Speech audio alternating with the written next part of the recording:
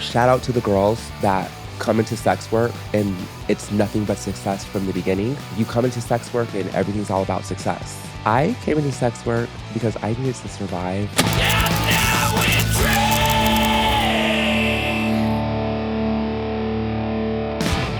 Hey, how are you doing? I'm doing good. How are you doing, Matt? Doing amazing. I'm much better now that you're here. Shit. I know. Thank you. I'm so happy to be here. Cheers. Cheers. I gotta pour myself some booze. What are you drinking? We are drinking W.L. Weller's Special Reserve this fine evening. Nice. And I'm having Don Julio Reposado, courtesy of the house. My pleasure. Thank you. Your publicist didn't know that there's different types of tequila. Is she not a tequila drinker? I don't know. Because she's like, oh, she wants Don Julio. I'm like, okay, no problem. Blanco or Reposado? And she's like, Don Julio. I'm like, yeah, she's not a tequila. She did actually text me and ask me specifically which one I liked. I like all of them, but I did go with Oh, I can't even say it. Reposado. No, it worked out well because that's what the guest last night wanted too. So it's just like, oh, hey, just purchase. Oh, perfect. Yeah, perfect. So looks like you guys went through a lot last night. That bottle wasn't full. The big bottle wasn't full. Oh, okay. So there was two guests last night. There was still a lot of drinking. Oh, okay. So you just had it on hand already? Yeah. Well, I made the run yesterday, so I was like, didn't have to make two runs. Okay. I love when it works out like that. Yeah, that's really easy, right? Right? Next time I should make you work harder. All right, fine. Fine. As long as I don't have to actually go to Mexico and get the I was tequila. going to say I might send you to Mexico. Oh, no. Get stopped at the border smuggling Cubans back in. Lord. If I'm going across the border, I'm getting Cuban cigars. Mm-hmm. You have to. Wait, so they don't... Yeah, you can't bring the cigars back. Not anymore. Did they just change that? During Trump's administration. So okay. At the tail end of Obama, they loosened restrictions where you could bring 50 cigars back and 2 liters of rum back duty free. Oh. And then during the Trump administration, no alcohol or tobacco products from Cuba.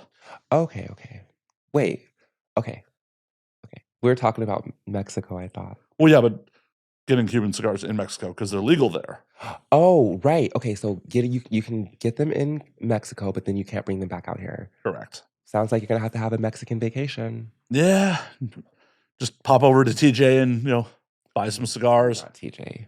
Yeah, TJ's fun. Okay. You ever been? I have not been. I've only heard bad stories. So I tend to going out of the country, I feel like first of all, it's a really fun thing to do. And if you're able to do it, then more power to you. That's such a great experience. But I feel like it's like a vulnerable time when you leave the country.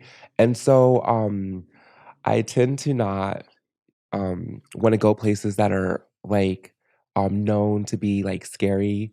So TJ is one of the places. Okay. Yeah. Where all have you traveled to? I've been to Canada and I've been to Puerto Vallarta, Mexico. Nice. That's not that many places, but you got me beat. I've never been to Canada. Okay, really? Yeah, I've been on 6 continents and never been to Canada. It's really beautiful. Where'd you go in Canada? I went to Montreal. Oh, see, that's where I want to go in Canada. Really? Yeah. Well, it was really, really amazing. It's supposed to be the most European city in North America. Yes, it is. And I would suggest that you do know some French because although in the general tourist areas, they're pretty friendly about you not speaking French. But if you wanted to really get the culture and you find yourself in a donut shop or a small cafe, they tend to want you to maybe speak French. And I only say that from my experience because me and my friend, we were walking around and we end up in a small area and the customers were pissed that we couldn't speak French. We were trying to say what we wanted a donut and we wanted it. And we were trying to tell them and the lady behind us was like, you come to a French place and you don't speak French? And she was pretty offended. So do you know any French whatsoever? Or? Oui. Okay. I mean, my experience in Paris was everyone was cool if you opened up with bonjour, no parlez-vous français, parlez-vous anglais?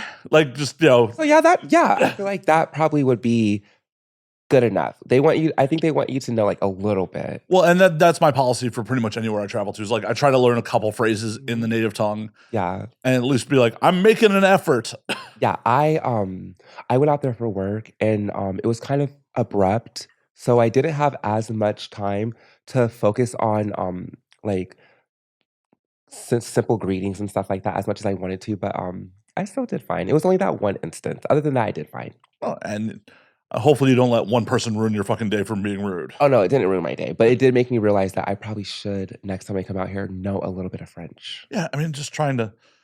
I mean, the way I look at it is like I don't know French. I know a couple phrases, Mhm. and then at least in Paris, everyone was cool with like when we tried. At least we tried, Yeah, and then Google Translate is your friend. true.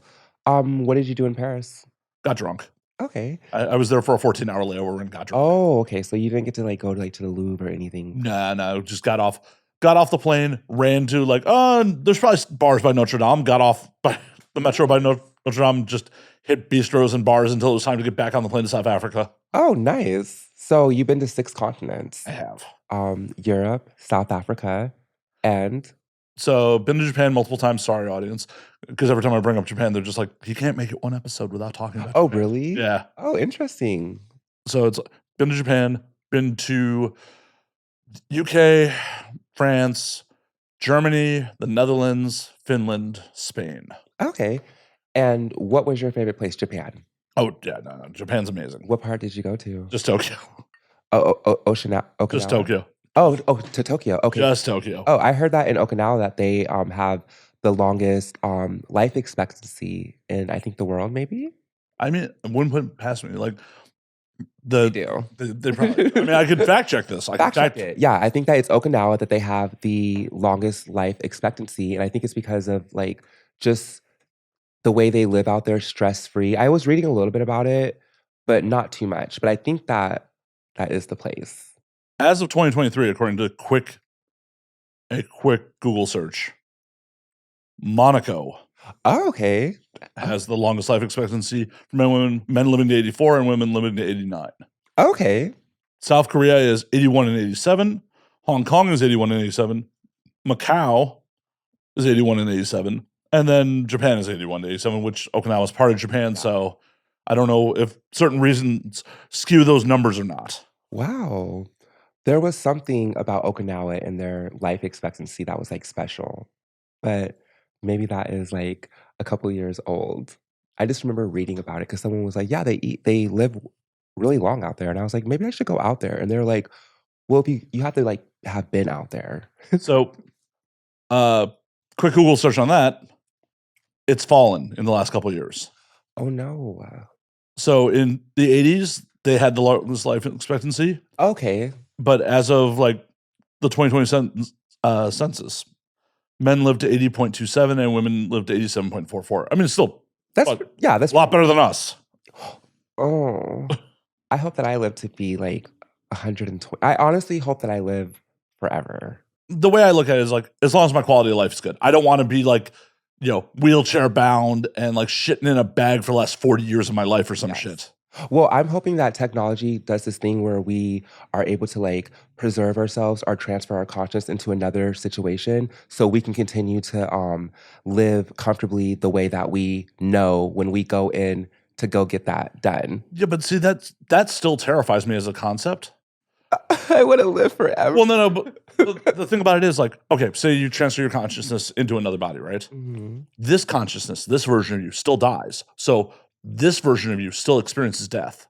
So yes, that to everyone else, you're still around forever, but you still die. Mhm. So that's still like, Our body dies. right, but Like, we are hermit crabs, and our body is shells, and we can just wiggle out of our shell and into a new one, and then, they can just delete the part where we died, so we didn't have to experience that part. well, I would just really but love that. that would be great. That would be great. But the problem is one part of you still dies. Like, so it's like, no. You have to maintain this beat back to actually like have a continuous. It really does suck, I hate it. I actually think about it all the time. Um, not like death, like morbidly, but I just think about like, you know, like we better be living it up and we better be treating people kind and living it up and having as much fun as you can because, you know, like we all have an expiration date. You know, we can be as careful as we want to be or as reckless as we want to be, but I don't think that that is what, you know, determines when it's time. It's such Oh, a no. scary thought. I mean, it's terrifying because, like, you know, we just had an earthquake last night. Hmm. Just some dumb luck, something fell off a shelf and hit you in the head. Oh my gosh. It could be over. Yeah, you're right.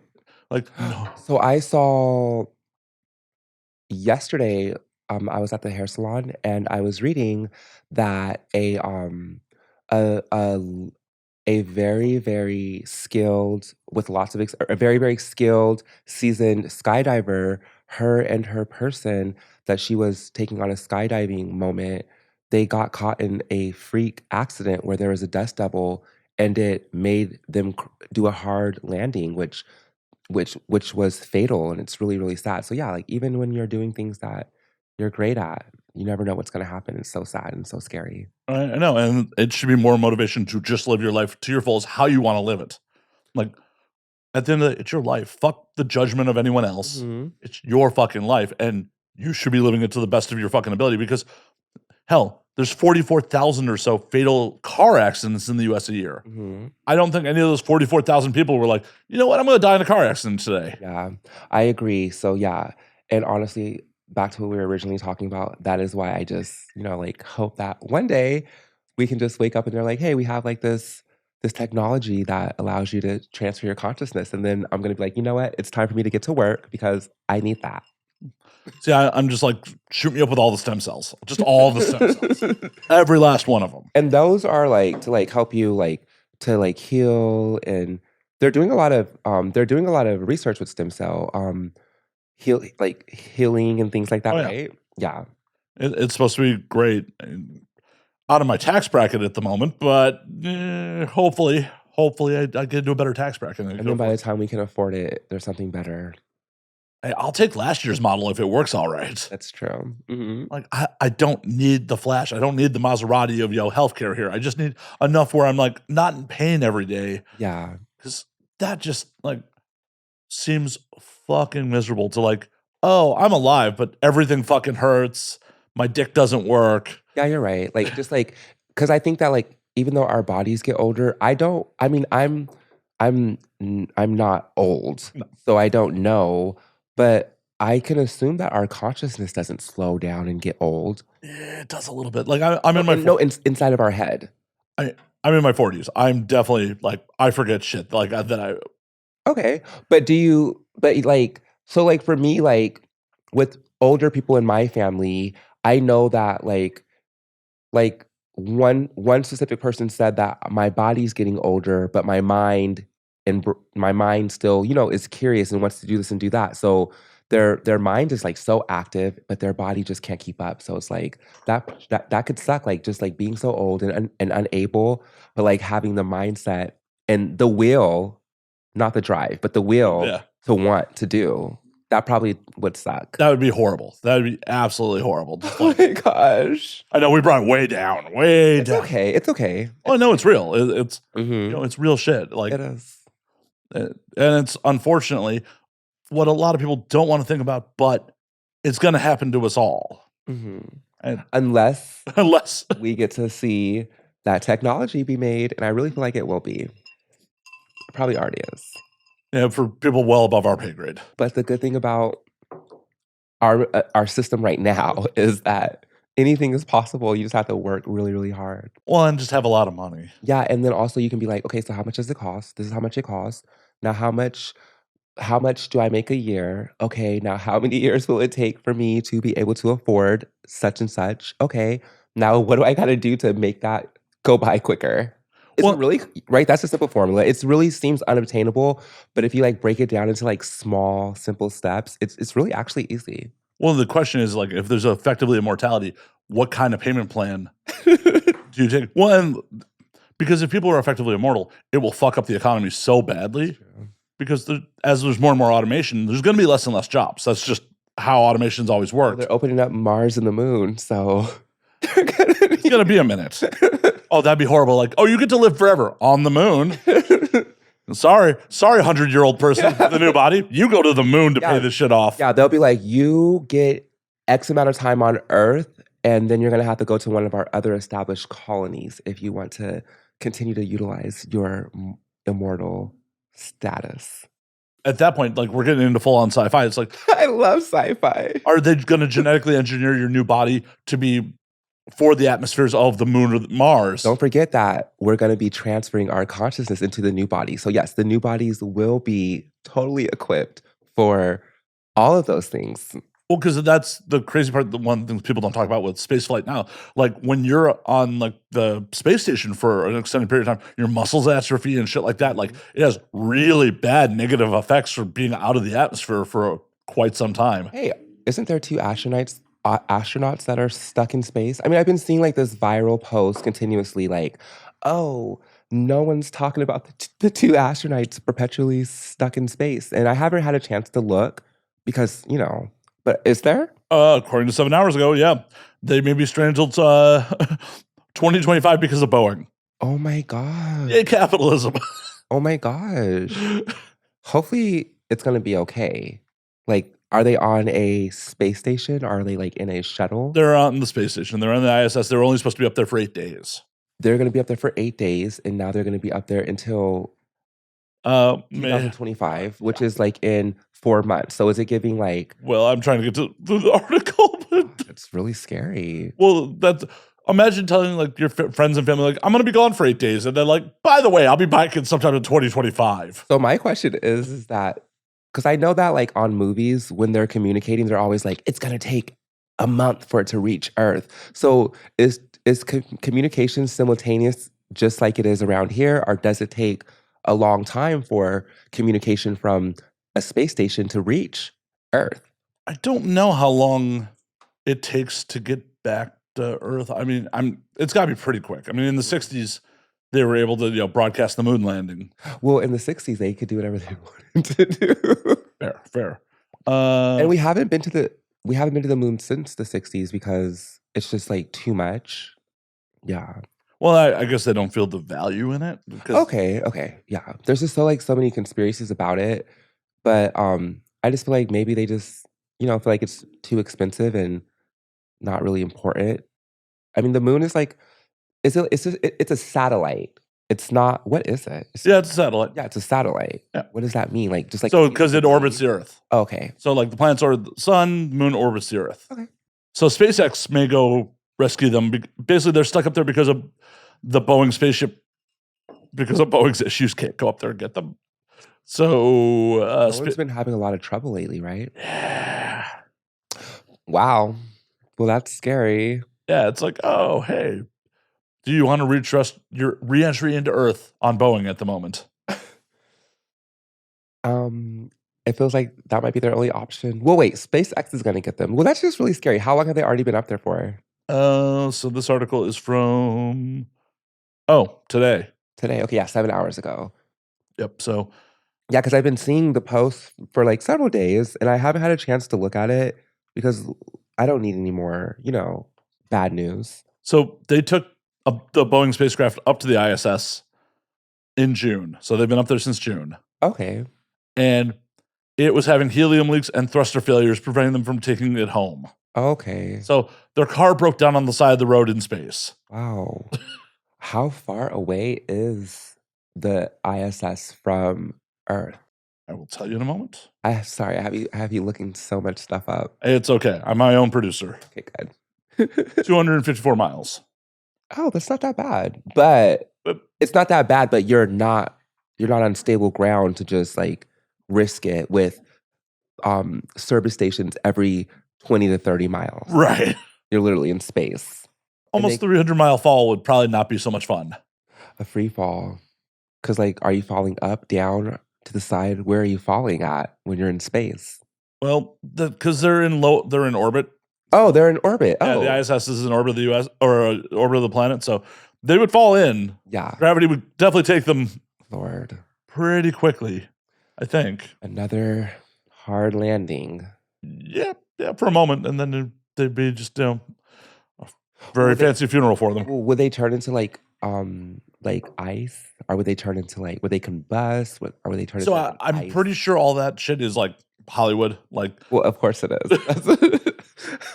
well, because there was that dude who did the jump from the balloon for Red Bull like years ago from like the stratosphere from like the very top of the atmosphere, and he just parachuted in. Oh, I think that outside of the atmosphere, you literally would probably like just like there's no oxygen or anything, so you would probably like just like implode maybe. Well, you definitely have to do it in a spacesuit. You can't just.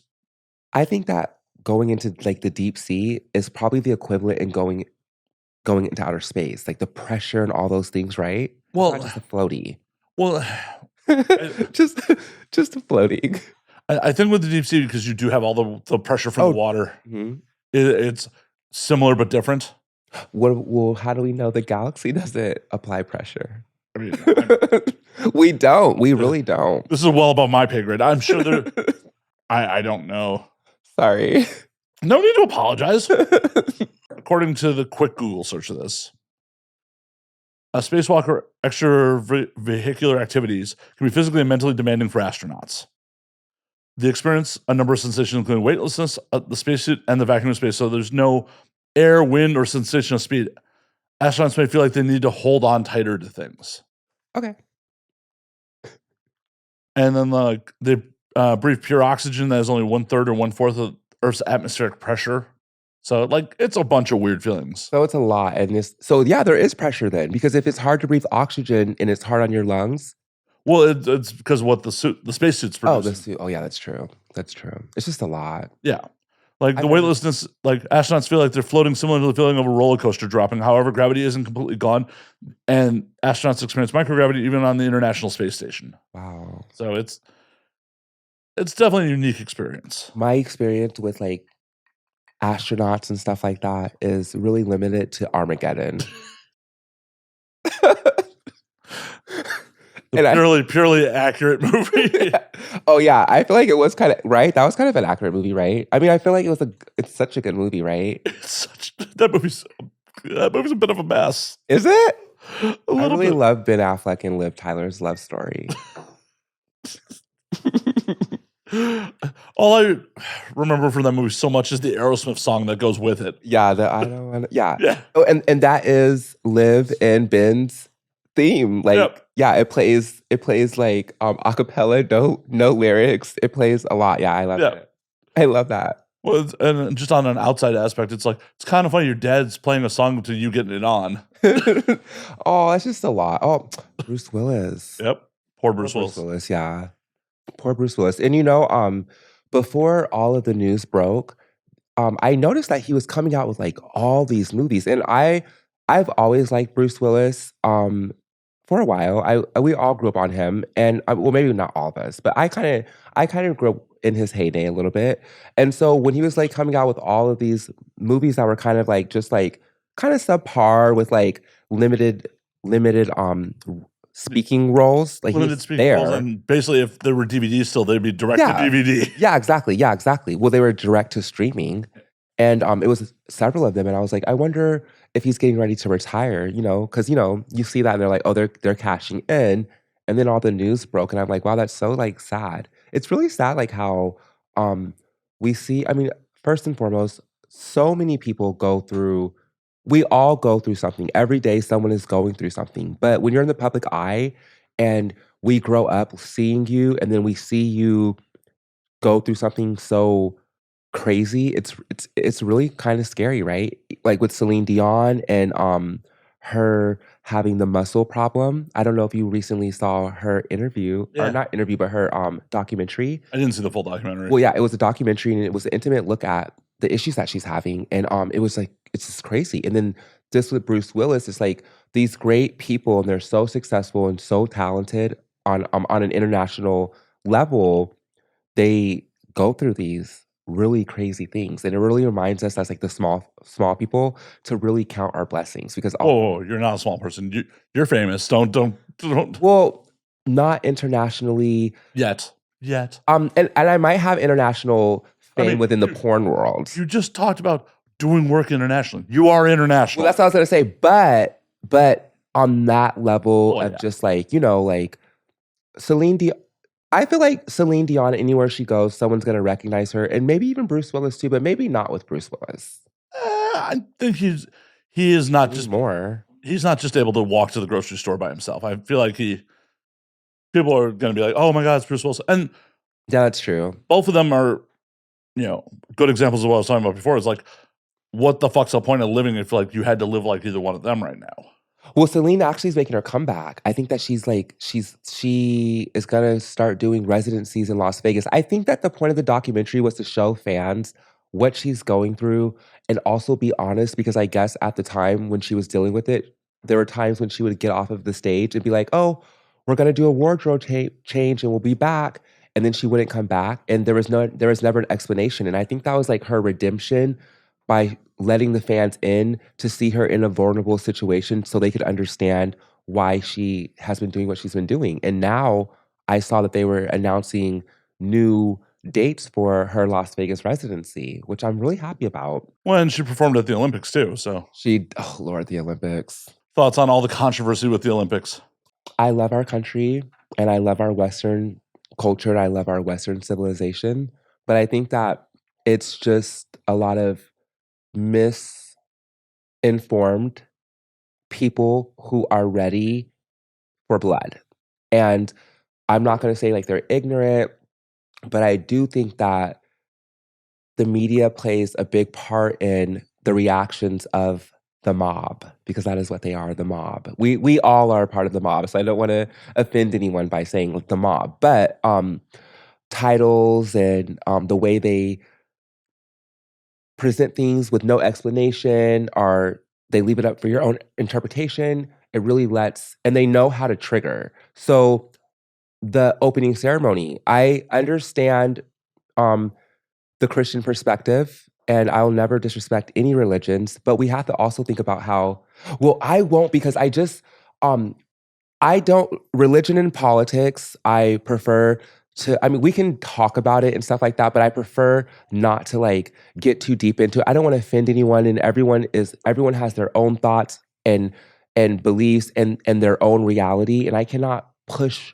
or sway anyone. And I've learned that from just being a trans woman. Oh, no. Yeah. I'm not trying to push my beliefs. But I'll say this, when it comes to the opening for the ceremony, we are talking about a Grecian platform that was created 300 or 3,000 years ago to honor a god. And it's a pantheon when there's many. Okay, yeah, okay, so yeah, the king god of a pantheon of gods.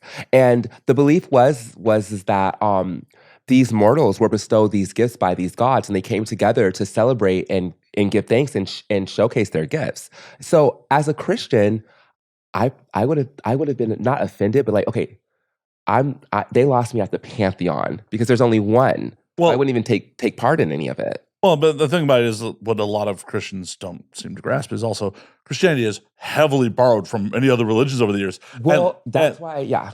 And it's like the depiction of the Last Supper is directly borrowed from the depiction of what they were depicting. Yeah. But I will say that as a Christian, because I try to see everyone's perspective, just to be able, because I've learned when you listen to people, you have to listen from a place of understanding, not a place of trying to get them to see your point of view. So, for sure. So for like a Christian, I can see where there might have been a play, but again, you have to go, hey, they're talking about Christianity. They are making a mockery of Christianity. But then you have to go to the root of everything and realize, well, this is not a space for Christianity anyway. This is a pagan-based society, and this is what this is. And even though it's 2024, the origins of this said situation is literally not even anything to do with me. They just forget about that. Well, yeah. I mean, that's the problem with most societies.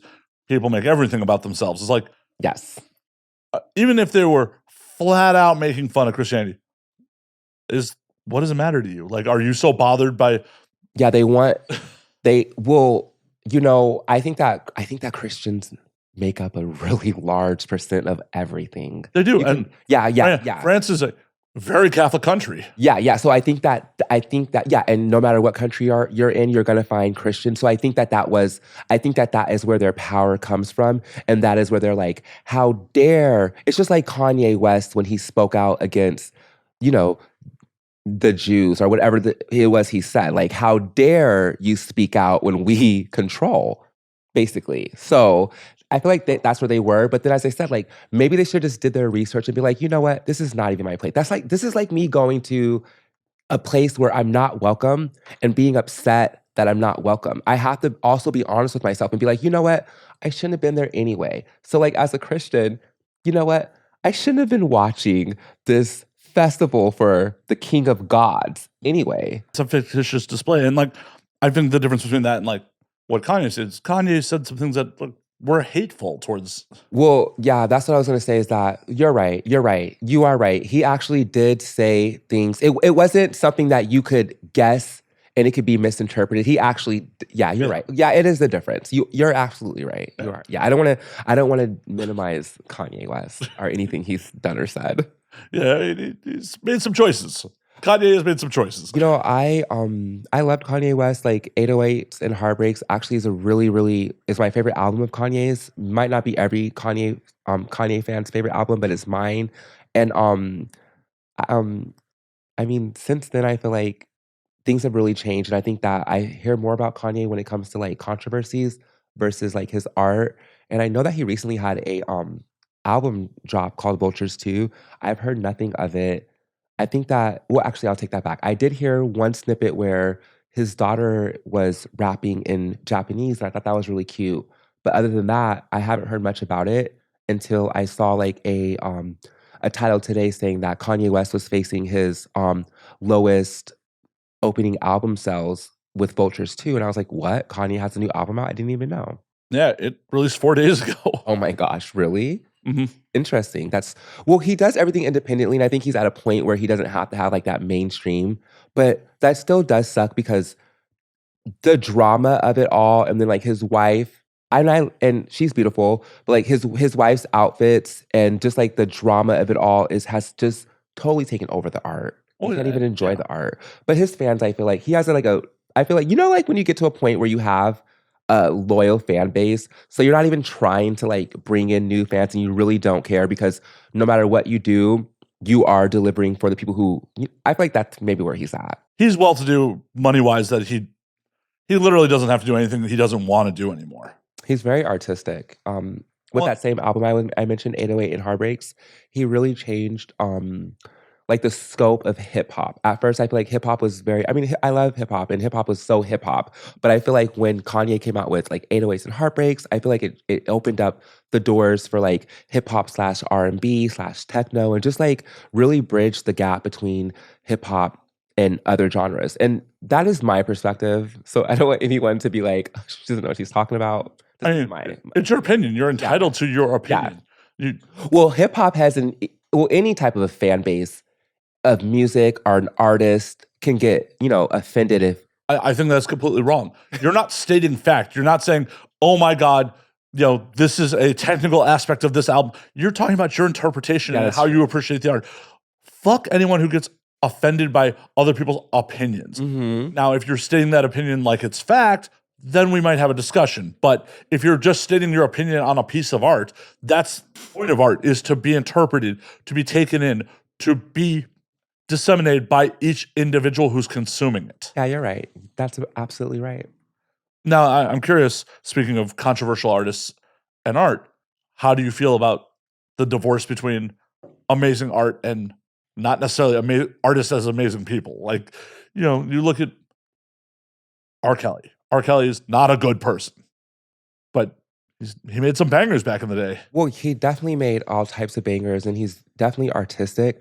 And I at a point in time I did believe in separating the art from the artist, but I think that in certain instances you cannot support the art because you're supporting the artist and in turn supporting whatever the artist is doing. So sometimes you have to take a stand and separate yourself from the art and the artist only because the artist, well, first of all, the artist is representing things you don't align with and the art that you're consuming is helping them to continue to be that way. So it really does suck, but I think that as an artist, it is your responsibility to I mean, it's just a lot. Oh yeah, no, it's a very difficult subject. Like the Beyoncés, like Beyonce. Yeah. Beyonce is very in control of her image and very, I'm an artist. I have to watch everything that I do. But then you have artists like Nicki Minaj, who's like, I'm Nicki, and I love Nicki so much.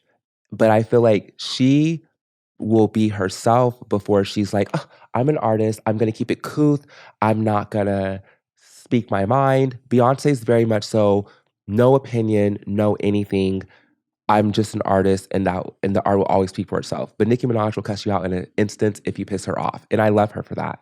And I feel like I resonate. I want to be Beyonce, and I want to carry myself like Beyonce, but it's giving Nicki Minaj if somebody does me the wrong way. I'm not gonna just sit there and be like, I'm an artist and the art speaks. No, I'm gonna go in. We don't know behind the scenes what causes someone to do that because like all these people have teams and people with money behind them. So it's like someone at a very young age could have been like, Beyonce, if you want to have a career, you got to act this way. Yeah, and honestly, I feel like you do have to act a certain way if you want to have a career. But there are people who don't have to act that way, and they can have a career. Oh yeah, I feel like Joan Rivers was like that, right? She didn't build a career off being like politically correct and in line. She built her career. Rest in peace, Joan Rivers. She built her career off being, abrasive and saying what people thought but necessarily could not say. And she was ahead of her time because at that time you could 100%. not be that way. But it's also very rude.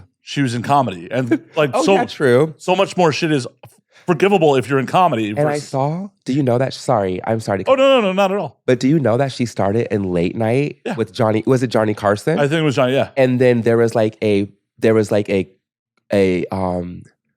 competition to get his for someone else to take his spot, and I guess she got it or something like that. And they never spoke again. But then that's how she got into mainstream, I guess. Oh yeah. Yeah. And some acting roles as well too. And I randomly saw that on a YouTube. I always like watch random stuff on YouTube, and then I go down like a rabbit hole, not of just the conspiracies, but just like old Hollywood or just like people in the media. Especially like 80s. I like to watch like the 80s like Grammy. I'll go on YouTube like 80s Grammys or 19 because you get to see all the stars. Not all of them. I never heard of some of them, but like you get to see how it is, and it's just like so fun. You see Bruce Willis with hair? Yeah, I just love it. I really love it.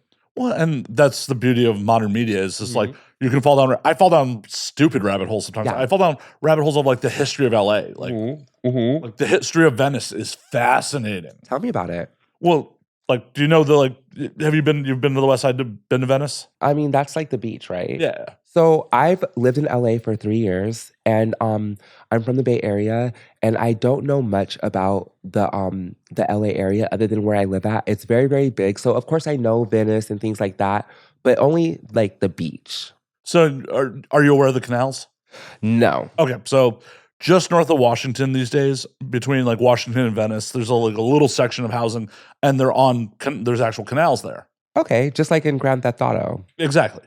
Right? So when Venice was originally built, the whole neighborhood was canals. Oh. Like it was supposed to be Venice of the US. Like it's actually named after like Venice, Italy. And that's interesting. I didn't even know that. So like Abbott Kenny, who developed the land, went to Venice once and was so impressed by it, he decided to build a Venice in the US. And like almost all the roads in that neighborhood were originally canals. Oh wow. And then over the course of the history, they didn't engineer it properly and the water got stagnant and smelled, and they turned it into roads because the community's like, this place stinks. Yeah. Literally stinks. Do you know about the tunnels around LA? Mm-hmm. Yeah, that's one thing that I do know about LA is like all the tunnels for pedestrians as cars were getting popular, but then there's like creepy hangout spots, and so now they're just like shut down. Yeah, so many of them are shuttered now. Yeah, and I see them sometimes. Sometimes I'm like, maybe I should like unlock one and go down there and make a video. Well, that might be a crime. Well, it probably would be a crime. And then I'm not going to name any platform names, but the platforms are very, very, you're committing a crime. You have to not do that. Yeah. You can't monetize that. They tend to frown. Yeah. Frown on crimes.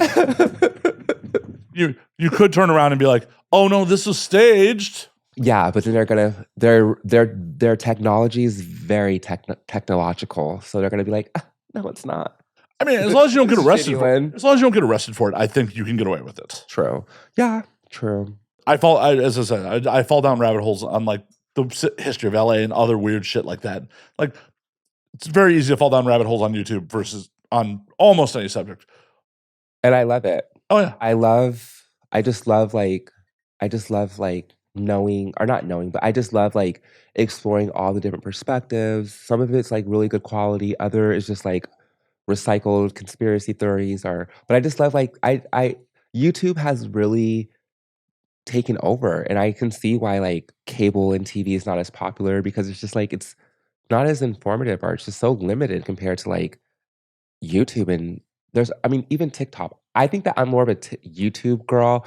I need to get into TikTok, but I get really well, I just get I think I get overstimulated. There's just so much with TikTok, and I just have to get better at navigating everything. 'Cause just there's more ADHD. yeah, well, yeah, there's just so much. And so like with YouTube, it's easier for me to navigate and but there's just so much information and so much to like learn. Mhm. Hell yeah, hell yeah. I love learning. What you should never stop learning because that's when your mind goes. Definitely. When you're like, I know everything there is to know. That's when you're fucked in life. Mhm. Absolutely. I'm curious though. You mentioned earlier when we were talking about all that Kanye and all that stuff and Christianity. So like, do you can still consider yourself like Christian? No. Well, so I consider myself spiritual. You mentioned earlier that Christianity derived from all All these sorts. yeah. So I don't want to name any religions. Okay, so you can take Buddhism or you can take Christianity or you can take name a religion. Um, Shintoism. Okay, you can take Shintoism and you take all of those religions and you get the base facts. It's always the same. They're always the same. Well, yeah, because they all have the same aims. So I have come up with the conclusion that no religion is spot on, but there's something in each religion that is true because each religion is so similar. There's something like there was some type of a flood. There was some type of a like, so let's get into it. I don't wanna get into it, but let's get into it. Sometimes people say that Christianity and American, well, just like Christianity is built off of sun worship and that, when they're like the sun, they're not really speaking on an actual sun, like you had a sun. They're speaking on our actual like sun in the sky, and then the 12 disciples represent the 12 months that the sun goes around the earth.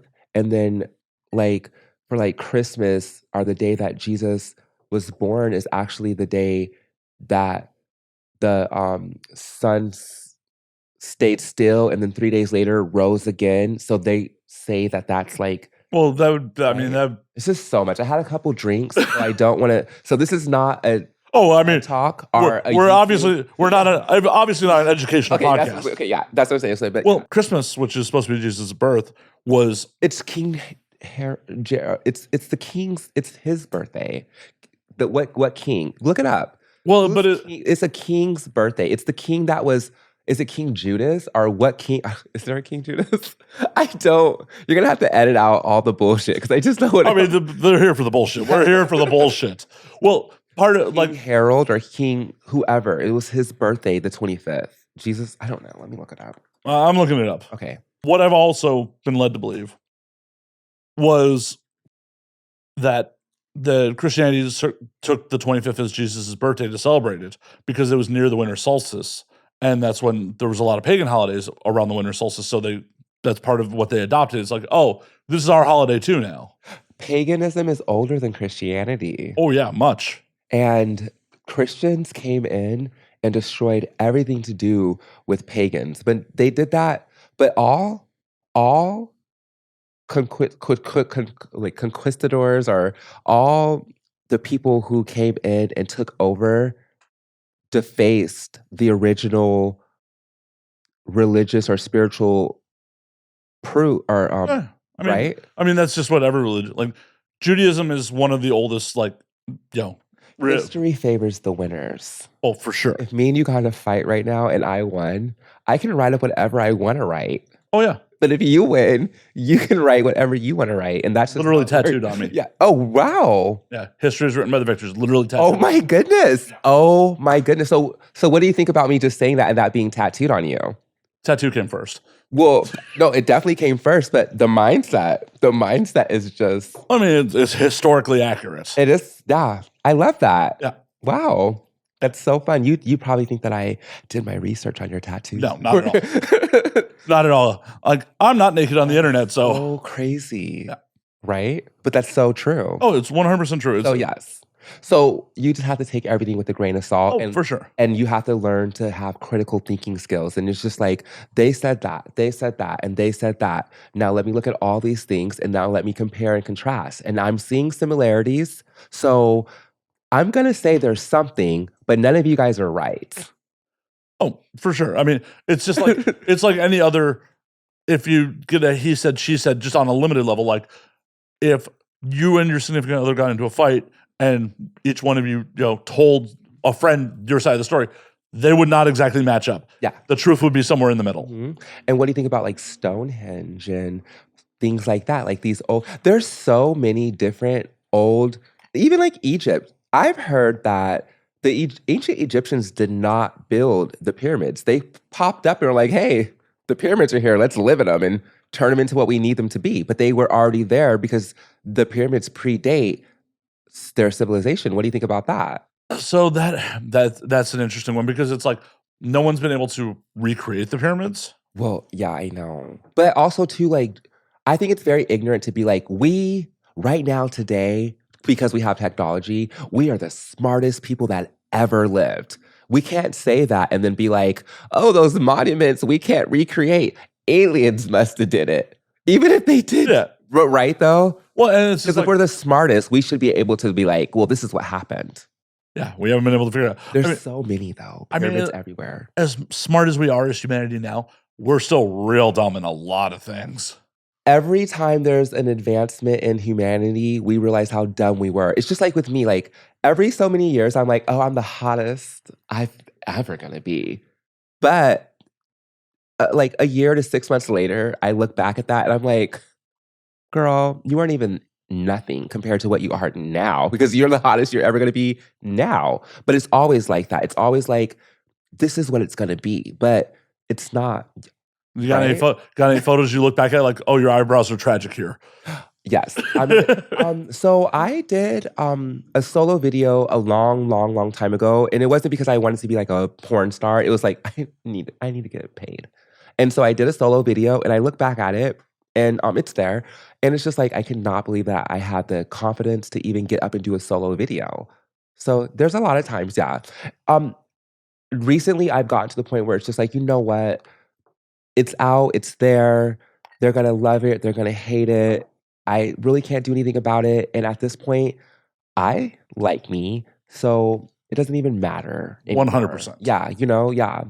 Of course I want everyone to like me, but like just like yesterday, I told myself, bitch, you are so aren't you fed up with like trying to like people please and like aren't you fed up with being like, oh, such and such doesn't like me, or I need to be this way so such and such could like me? Girl, just live your fucking life. Like, if you want to go out and do something on your own, do it. Don't worry about what people are thinking and don't worry about having to be with someone. Just live your life. Because one thing that I feel like I've been doing for all my life is like waiting for people to like meet me halfway. And there's nothing wrong with someone not meeting me halfway.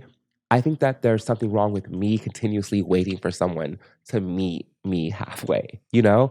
And I'm not just talking about like relationships. I'm just talking about like in life in general. So I don't even know how he got there. It's one of those things, and that's a good evolution for you because at the end of the day, the person you're expecting to meet you halfway may not even fucking thinking about you. They may have their own shit going on. Well, we all have something going on, and that's why hopefully it's not fair. It's not fair to like want someone to meet you halfway, and that's why I'm like, bitch, show for yourself from now on. Like, walk these dogs and don't care what nobody thinks about you. Don't wear a big ass sweater when you go out. Be sexy. Be yourself. Stop editing yourself for the world. Because, girl, you are X amount of age and you have been doing things this X amount of time and you're happy, girl. but girl, you could be way happier. How much, time and energy are you spent trying to please people when you could just be out doing your thing? I love to please people and make people feel comfortable. That's how I got into my business of just sex work. Just wanting to like, I always felt sorry for like the underdog or like, like and I always felt so for me, like I've always been like semi-popular and very like social, but I've also have like my own anxiety issues. And even though like I can be a part of the crowd, I always feel outside of the crowd. So I always would tend to or I would always tend to um what is that word? Not navigate, but what is the word when you gravitate? It's yeah, I knew it sounded like navigate. Alcohol's been involved. Fine. These things happen here. Yeah, so I like gravitate towards like, like the oddballs out because I mean, yeah, I'm an oddball out, but I'm not that much of an oddball out. So I just like, I don't know. I don't even know what I'm talking about. No, I get it. I totally get it. And like, it's a hard thing to do to be like, oh, I don't give a fuck what other people think. Right. That's what I remember. So yeah, so I've always like been like closer and gravitate towards like the underdog, And so I am the underdog myself. So it's just like, what makes you think what made you gravitate towards the underdog? Feeling sorry for people, not because like, oh, I feel sorry for them, but like people are very materialistic. People are very vain. And we live in a society where you are judged by what you have and not in the beginning. No, listen, not everyone's just superficial. But before you know someone, you are judging them off of what you perceive makes them valuable. And so especially in this town. yeah, well, yeah, in this town. But and I love LA. But when I was younger, I didn't live in LA. I lived in Las Vegas, and I went to I went to several schools, but the school that I learned all this at was the good school, a really good school. Wait, And they have those in Clark County? I know, right? I hate that, but I started school in California, thankfully. Yes. So people were superficial and treated you based off of what you were like and what you weren't like. And being that I was able to you know, um, meet expectations of what you should look like, I was treated fairly. But I'm just really good at blending into any situation. So I knew that they were liking me based off of bullshit and not liking that person based off of bullshit. And that's when I stopped like being superficial myself because it's just not, it wasn't right. And people were just like, because they don't look a certain way or they don't have something, they cannot be treated a certain way. And honestly, like, I'm glad that I was like that because I didn't realize that. I mean, I knew how I felt, but I didn't realize that I was just gonna be like trans. And I didn't realize that when I got older, I was going to be affected by this very same thing. Like, oh, you're trans. It does not matter who you are, what you are, anything about you, you're trans, cut off. And that's something that's like recent for our community, or not recent. I feel like we've always been like an underdog community, but I think that with the visibility that we are now facing as a trans community, it's becoming more of an issue. Even with like going back to um the Olympics. I know you know about the boxer. Yeah, yeah. It's total bullshit. Oh, First of all, 100%. she comes from a country where you cannot be trans. Right. Which is why she is going through what she's going through because they're like, you have testosterone, you can't fight. But she's not trans. She is a biological woman and her hormone levels are higher. And I'm not saying this like she said she's a woman, so she's a woman. No, she literally was born a woman. Right. Like, and they don't care. It's a country that like, oh, if you tried to transition would probably kill you. You definitely wouldn't be representing us in the fucking Olympics. Right. Okay. So stuff like that, like stuff like that is just like, that is what has made me be more of like the the the champion of the underdog. It's so crazy that I'm like that. But I love like, I don't know. I just like, it's not even the underdog. I don't even look at them like the underdog. I just value real people. I feel like sometimes everyone who's like following trends and looking the same, they're so boring. And even though like You feel like they're interesting. You feel like they're interesting because they're doing everything that you have been conditioned to think is interesting. But in the reality, they're doing and being just like everyone else that looks and thinks like them. And it's really not unique. It's not a problem, but it's not unique. And that is why I do like the underdog because it's like fun. You find yourself doing things you wouldn't necessarily do. I can do whatever I want to do on my own, but when I get around people, I don't want to do the same thing that everyone's doing. Like we're all going to the hookah lounge and we're all in the same section. We're all experiencing the same thing. Like we're just all that. But the ones that are truly having fun are the ones that are just in general population, just like who snuck in drinks in their little weird flasks and they're just like weirdos and they're fun. So that's kind of where I fit into like just like the underdog, whatever the underdog is. I'm the underdog. Hell yeah. Cheers to that. Yeah. Plus, I feel like just recently I've come into like realizing, like, you know what? I don't even know. Cheers are good. It's so funny. That's part of the problem with so many people's personalities being developed because of media consumption. It's just it's reality TV. I don't watch reality TV. But that's media consumption. That is. Oh, yeah, media. Yeah. Just been like, oh, well, that person who I think is cool is wearing this thing. I should wear this thing. And that's how I was when I was younger. And I get so sick when I see like old movies that I liked. When I was younger, I loved the mean girl. The girl that always pulled up and she had like the two girls next to her and they fucking hated her. But she was like rich and she had everything. And she'd always be mean to the girl, who seemed like she had less than her. But it was really, she was intimidated by the girl because she was way realer than her.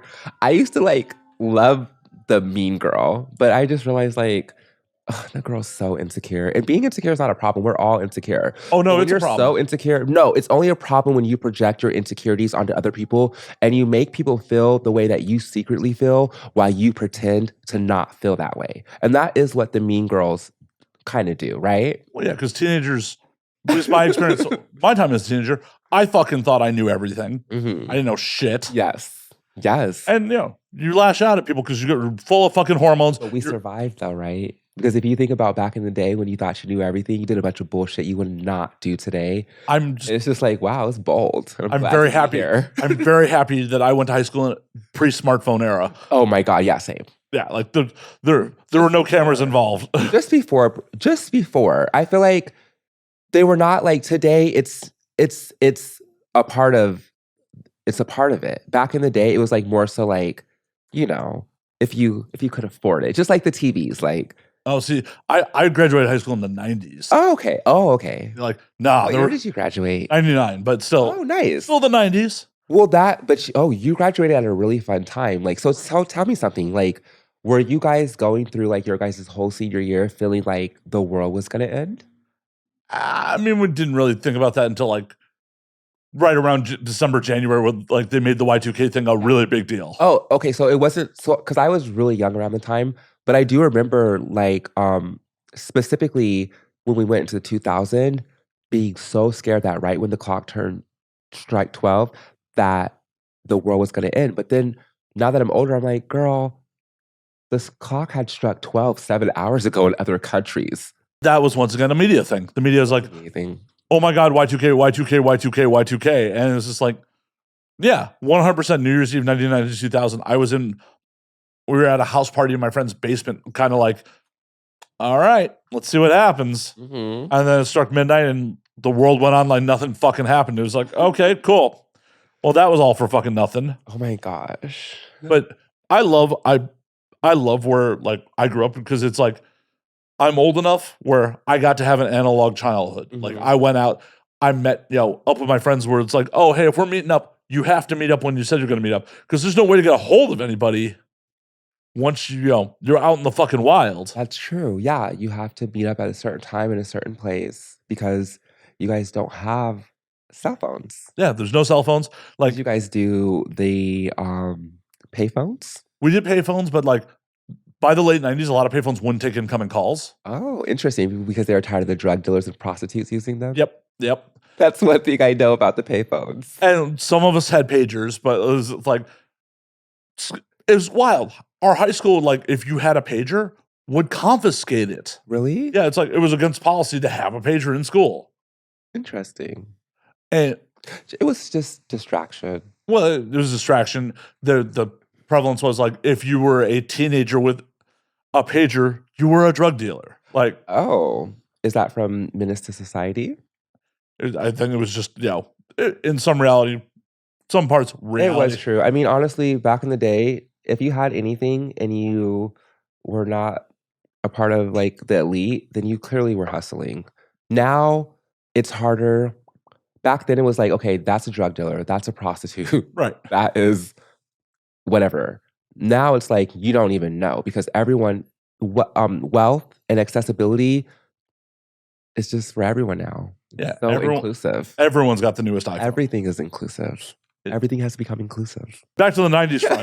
Back to the 90s front. Like one thing that I also really appreciate about being a kid who grew up in the 90s was I had to make that hard call, like when you're like trying to hook up with a girl for the first time, calling her house and having to deal with her fucking parents. Interesting. Like that's something that like kids shortly after me would never have to deal with because once everyone has cell phones, you ain't got to call her house and have her mom or her dad pick up and be like, "Hi, is Emily there?" That's true. Like it built character. I just went on the party line. Actually, oh, tell me about it. It was a fun time. I actually was not of age, so it's probably not a story we should share. But fair. But the party line was a really, really fun time. I like the biosphere because you could like have control over. So for the party line, you'd have to call and you'd press 5 and it would be live. And then so it would just be live. But for the biosphere, you could leave like a voice message. You could be like, "Hi, my name is such and such. I am 5'9", light brown eyes, caramel complected." And they'll be like, and so you have like this voicemail, and then everyone's browsing the voicemails or voice messages, and then they can leave you messages. So you just go back and forth with messages, and then you can decide after sending after sending back so many messages, you can decide if you want to press 5 and connect for a live call. And I had not transitioned yet, and I was actually a 14-year-old, 14, and I used to always pretend that I was a 23-year-old college girl, and it was so fun. It was just a lot. It's so interesting. So at 14, did you feel like a woman already at that point? Yeah, I did. I feel like I always felt like I always felt feminine. Since I was little, I've always been like a really feminine person. I remember I used to get in trouble because my dad would be like, "Oh, give me a high five," and I'd be like, and I would get in trouble, so much trouble. And honestly, back then I put a lot of pressure on myself. Like, why am I like this? I need to not act that way. But now that I'm older, I realize, girl, that's how you naturally were. I really wish that they would have like not like embraced, because they didn't want me acting that way. It's fine. They're my parents, but maybe they should have embraced the way that I was not acting and just helped me navigate what I was dealing with. Because one thing that I've learned as an adult is that we are the adults and we are navigating our world based off of now. But the world that the kids are going to live in is not the same world. So when a kid presents themselves to you in a certain type of way, and this is not for other kids, this is just my perspective, which I wish that my parents would have did with me. When a kid presents themselves in a certain type of way, they're artistic, they're feminine, they're whatever they are.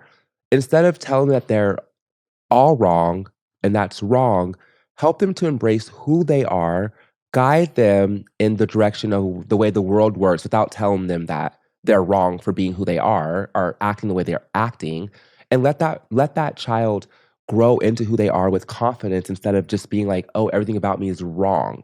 Because honestly, that's something that I had to struggle with. Is just like I was not gay. And so when I was growing up, and I resonated with gay boys as far as like being like friends and stuff like that. But like as far as like a sexual attraction, it's not even about like, oh, hetero or gay. It's more so like I did not feel like I fit into that same umbrella. It was just there was a difference. There's a clear difference between a trans woman and a feminine gay person, or just a regular masculine gay person. There's a difference. There's a difference in mindset and all types of things. And I feel like I thought that I was one thing, but I knew that I was not because at the end of the day, like I just felt like a trans woman. I'm not gonna say a woman. I'm just a trans woman because that's what I am. Yeah. You know? So I felt like a trans woman. I felt feminine. I felt how I felt at a young age before I was boggled down by what's for boys and what's for girls because that came next. At first, it was just like running around and listening to the Spice Girls, Britney Spears, whatever it is I was listening to, and I loved them, and I wanted to be that, and I resonated with that. And the next thing you know, I'm just like trying to play sports and trying to like fit into this bubble to appease to everyone else when I was really just an artistic, feminine trans girl. And now I am doing porn.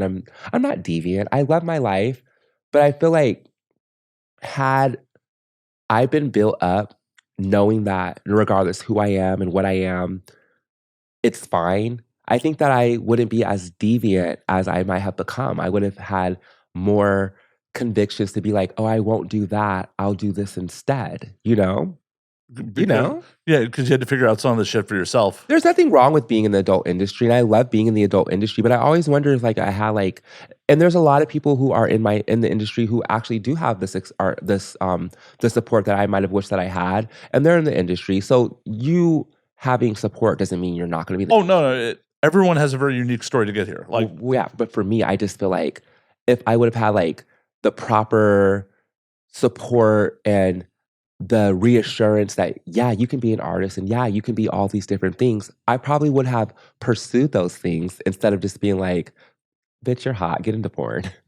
what art would you have pursued? Well, I have a best friend who's a pop star, and I actually would have loved to be in the music industry and be a pop star myself. And I also love fashion, and I also just love media, period. And now we're in a time in the world where anyone in the LGBT community could very much so pursue any type of form of media art and things like that. So it's not like I can't do it, What's and stopping you? nothing's stopping me, and I will be doing it. And Why aren't you doing it now, though? well, I'm gonna say something to you. I actually just left a 7-year relationship 2 years ago, and before I left my relationship, I really didn't see myself.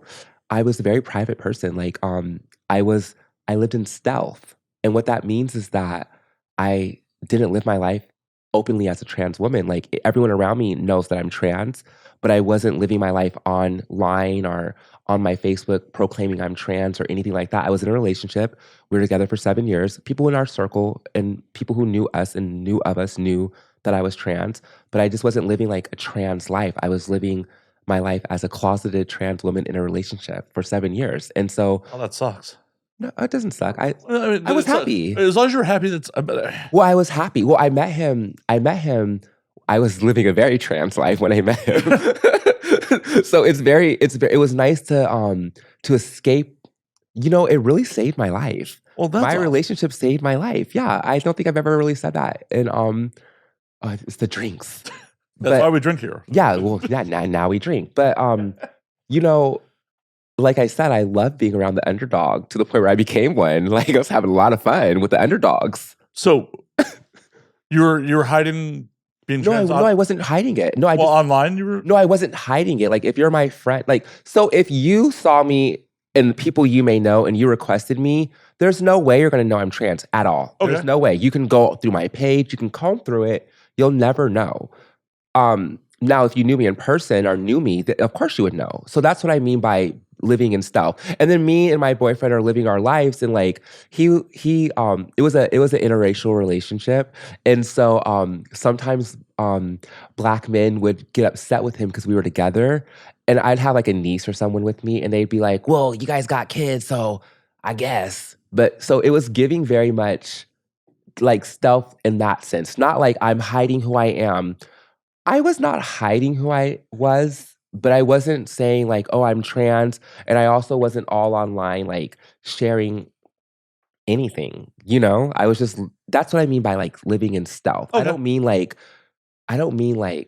living like a lie and Okay. yeah. Because that was my response to that sucks. So if you had to live in like a lie or like not be your authentic self, that would suck. So basically I was not in a point where I was presenting myself as a trans woman, so I was not gonna put myself in a space where I would be entertaining. Now do you see what I I mean? do. I do. Yeah, and that's also and so yeah. And then when me and my boyfriend broke up, okay, now you're on your own, and, I guess I did lean into my transness. Oh my god, we might need to edit that out. The Okay. girl No, don't edit it out, but the girls like, so when we broke up, I embraced who I was, where I was. I had done adult before, and I was like, "I'm gonna just do it." I lived this life with my boyfriend for so long, I love him. I still love him, as a friend. We have a good relationship as friends. I think that sometimes you meet people and it is like, it is like we both were going through a transition, and I feel like we were there for each other for a season and a time where we needed to be there for each other to help us get to the next phase. Because as I said, like before I met him, I was like this. I was having fun. And then when I met him, I also had just got a dog a couple months before I met him. So now I have a dog and this new man in my life, and I really had to hold myself accountable You're and like had be an instant family. well, yeah, yes, and I had to be, like, more responsible for me, the way I carry myself, and the way I do things, and so I kind of took a step back from hanging out with the underdogs, and I became, like, a family woman, and a homemaker, and we did that for 7 years, and, we broke up, and, Who broke up with who? it was is it a not it wasn't amicable, but it was mutual. Okay. Yeah, without getting into detail, because 'cause I'm sure he'll watch this. He knows yeah, so it was a mutual thing. I think that, again, as I said, like, sometimes it's like a season, and the season well, that version of us was over. Oh, for sure. Like Yeah, people fucking change. and 3 months later, I became a porn star, and then 6 months later, I became an award-winning porn star. Yeah. Well, that's gotta hurt his ego a No, little he bit. loves it. He's always been a really big fan. Well, I'm sure. I'm sure he's a Well, really I big don't actually know how he feels actually about it. well, that's got well, depends on what he wants in life. It's gotta sting a little bit, be like, "Oh, shit," right after she got out. Well, I was a prude. I was really prude with him. Oh, that's got oh, I was kind of uptight. Not like that, but I was really like more so into us like building like this business together and building like this power couple. And now I'm just like having orgies and like all this crazy shit. And he probably he teases me, but it's it's gotta hurt a little. That's gotta hurt I it. don't know. Well, I mean, I don't know. I hope it doesn't hurt him.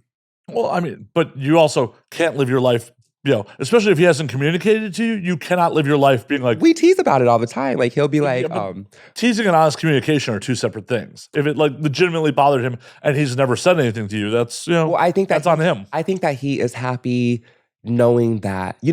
One thing I will say is that my ex-boyfriend committed himself to me. He did, as should any man who ever deals with me.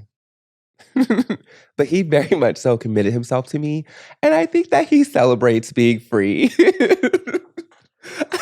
And I'm celebrating being able to be a whore. So it's just like I think that it works out, and we laugh. Like I tease him like, "Oh, we shouldn't have broke up because we could be multimillionaires right now," you know?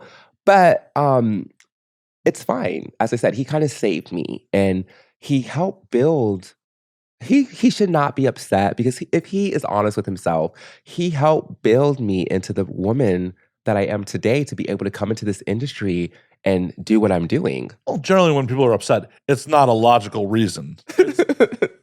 Like if you're being logical about things, you're not going to get upset about it in most Yeah. cases. Well, I think that and sometimes I will tell him like this should have been this way or this should have been that way. And he'll be like, well, look at you now. And I'm like, well, true. You're right. Because honestly, my life is very much different from the way that it was with him. Well, yeah, you're obviously not prudish anymore. Not at all.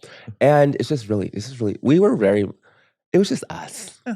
We were in this very stealth relationship. Not even, it was just me and him. There's no such thing as the world. And, coming from where he comes from, I think that was an issue. For me, it's fine. But for him, there was more to the world than just me and, our bubble. He needed to step out of that.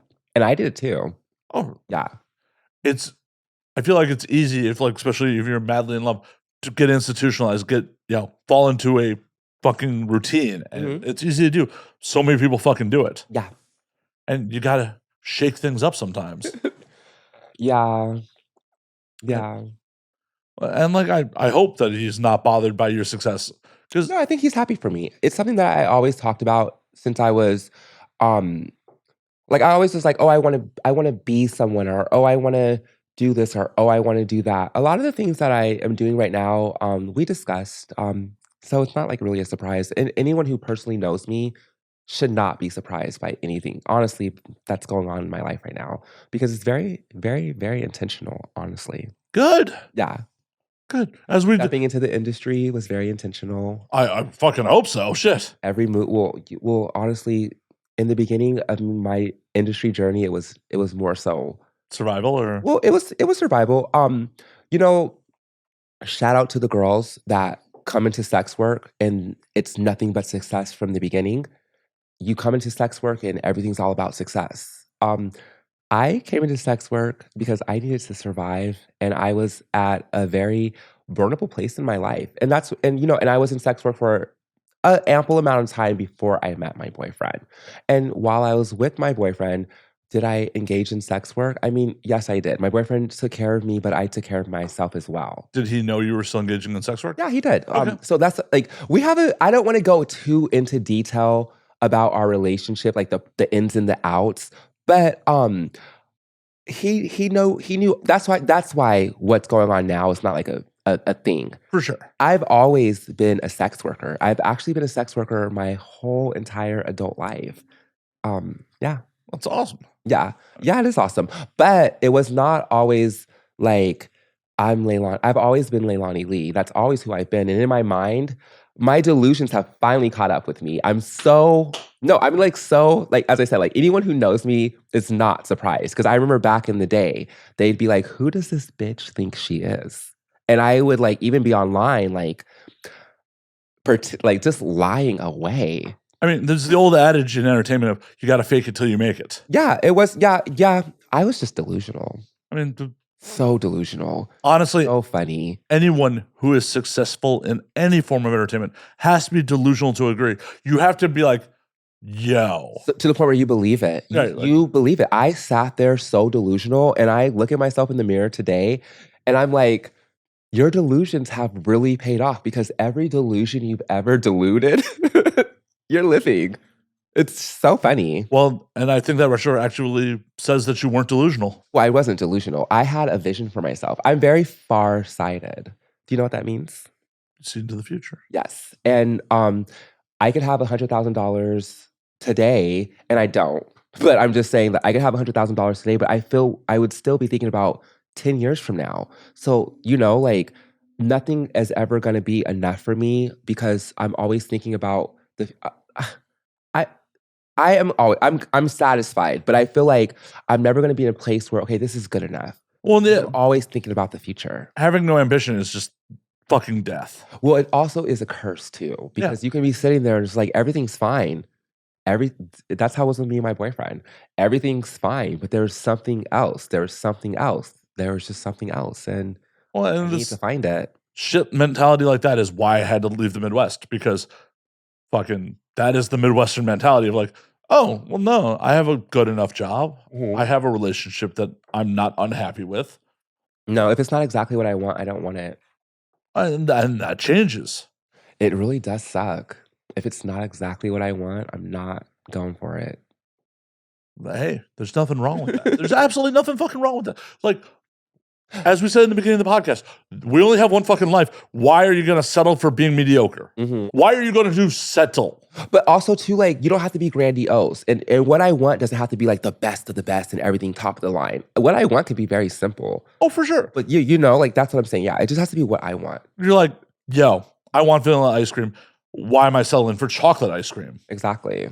And I've done that before. And then I piss myself off because I'm like sitting here having a Reese's Blizzard when I really wanted a strawberry cheesecake Blizzard. And I'm like driving and I'm eating the Reese's Blizzard, and every bite of it, I'm getting more and more mad.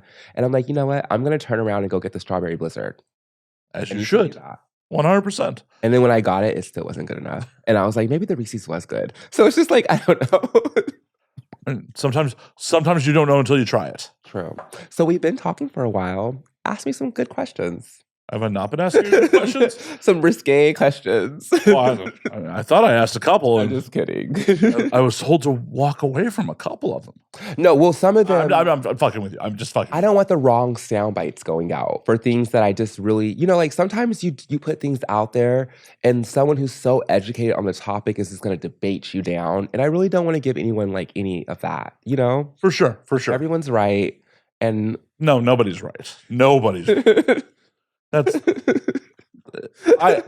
I just in a world where I piss people off on the internet constantly, and I don't value most people's opinions. Well, people honestly get on the internet to get pissed off. Well, yeah, because they're unhappy with their fucking lives, and they're just lashing out. It's just a negative space. Well, it's one of those things where like you have your mediocre life, you have the life that you're just like it's there. Mm-hmm. Oh well, if someone pays attention to me, even if it's in a negative light.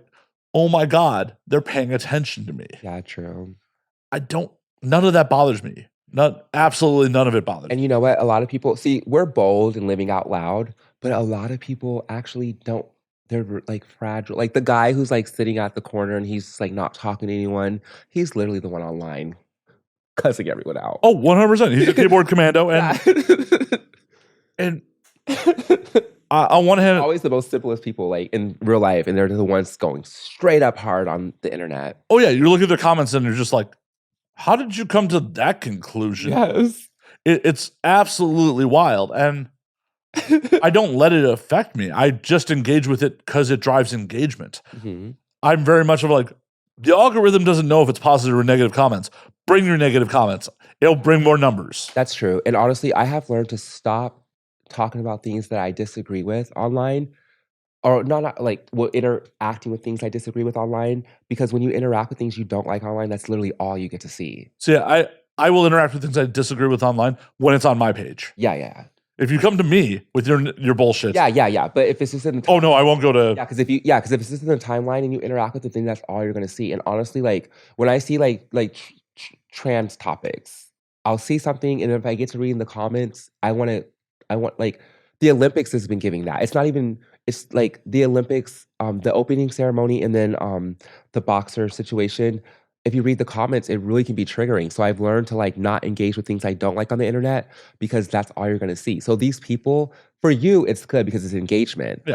And you are someone who's putting out media. And so that's fine. But for someone who doesn't want to see these things, you probably should stop interacting with it. Stop telling people to negatively comment on my shit. Yeah, because now that's all you're gonna see. Oh, I tell them that. Like when they come and negatively comment on the clips and shit, and I'm like, thanks for the engagement, you're probably gonna see more of it now. Yeah. Honestly, it's just a lot. How long have you been doing your podcast for? 8 years now. Nice. Yeah, this is a weekly thing since 2016. So is it every day? No, just once. I release once a week. I record multiple times a week. So I end up with multiple episodes in the can because, as you know, in this industry, people flake. So if I only booked one show a week. Yeah, that's true. Like technically, I think I had 3 shows booked this week and one person canceled on Monday. So it's like I've been in the industry since 2011. Like I've been in the industry a long time. So it's like when I started the show, I'm like, no, I always have to overbook and have shit in the can versus depending on someone to fucking show up. Right. That's a good way to do it. It is and it isn't. Like on one hand, it makes sure that there's always content to release. On the other hand, it doesn't allow me to be as topical as I'd want to be on shit. Yeah. Like by the time this airs, the Olympics will be long over. Oh, good. So it won't be so like there won't be like a need to like debate what was said and things like that, because there'll be something else to talk about. Hopefully. Yeah. Hopefully. But it's shit like when we were first doing the show, like within the first couple months of doing the show, like the Pulse shooting happened in Orlando in 2016. It's just like my original co-host, I believe she identifies as bi. And it was just like, that was something that was an important topic of conversation for us. But by the time the episode aired, it's like, that was old fucking news. It's never going to be old news though, because I feel like that was like was that the biggest incident like that ever to occur? I believe so. But it wasn't like. But it wasn't as interesting as far as like, you can't put that in your title because there's something else going on. Yeah, like that happened 6 weeks ago. Like Yeah, because honestly, there's always something crazy happening, but we live in such a fast-paced society that people move on so quick. Well, and that's part of the problem with modern media is like there's no investigative journalism. Everyone's just putting shit out there as fast as possible to get the clicks. Yes. And that's why shit's wrong half the time because it's just like, oh, we have to get the headline out there so someone fucking clicks on it. They got to get that headline out first. I used to want to be a journalist for like 5 minutes. My journalist teacher pissed me off and I didn't want to do it anymore. What they do? He was just annoying. He was so annoying. He was really annoying. I think about him like he was really annoying. Mr. Stosenberg. Why, Mr. Stosenberg? Why you gotta be annoying? Why? Yeah, and he was LGBT. He was gay. Oh Lord. Is that okay to talk about? Sure. He was gay, and so I thought that he would be, like, nicer to me, you know, being that we're a part of the same community, but he was not nice. And maybe I was, like, obnoxious. I mean, I was a teenager, but he was so agitating, and I think that, like, things that I wanted to talk about and the way that I wanted to do things was more so, like, in line with the blogs of today, but it was just so he was so against, like, you have to do it this way. As I said, like, back to what I was originally saying. When you see a kid or someone who's like being innovative or being a certain type of way, don't tell them they're wrong and they have to do it this way or that way because you don't know how and what the world's going to be like when they're adults. And that very thing that they were going to do or be like could be what really is cool and popular when they're adults. And they could have been an innovator, but because you are a naysayer and a party pooper, you fucked up their, and you were an adult, you messed, and they valued your opinion, you messed up the trajectory of their life. Well, that's the problem with human society in general is we're very stagnant. Mm-hmm. Like, we're very adaptive when we have to be, but we're fucking stagnant. I mean, for fuck's sake, we are still doing so many things based on things that were invented by people who didn't shit indoors, did not have indoor plumbing. Oh, Lord.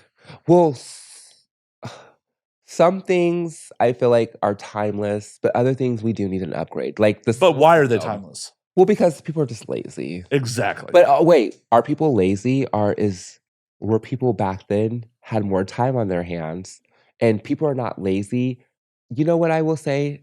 People are distracted. Back then, we didn't have shit. Literally nothing. We had a stick and a wheel. And so I can understand why so much technology and so much innovation was happening. But nowadays, it's just like we're all sitting back because we know that there's someone else in the room coming up with everything. We hope. We fucking hope. There is. There literally is. Yeah, but they may not be coming up with it for us. They may be coming up for it. Well, for themselves. Yeah. But then after like 10 years of using it and having an advantage, it trickles down to us. Hopefully. Hopefully. Not everything, but right? You know how it goes. Technology first, it's this classified moment. And then when they're like, oh, whatever. The internet is one of those things. Oh, yeah. My grandmother worked for the Air Force Base, and she hates the internet. But she hates the internet because she comes from the time when it was so secret and all these things, and it wasn't accessible to public.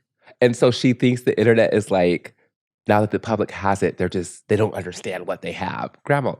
They don't. Well, they don't, but Grandma, the internet has evolved to a thing for everyone. It's not just a government classified moment. So like, I got on the internet in the late 90s. Mm-hmm.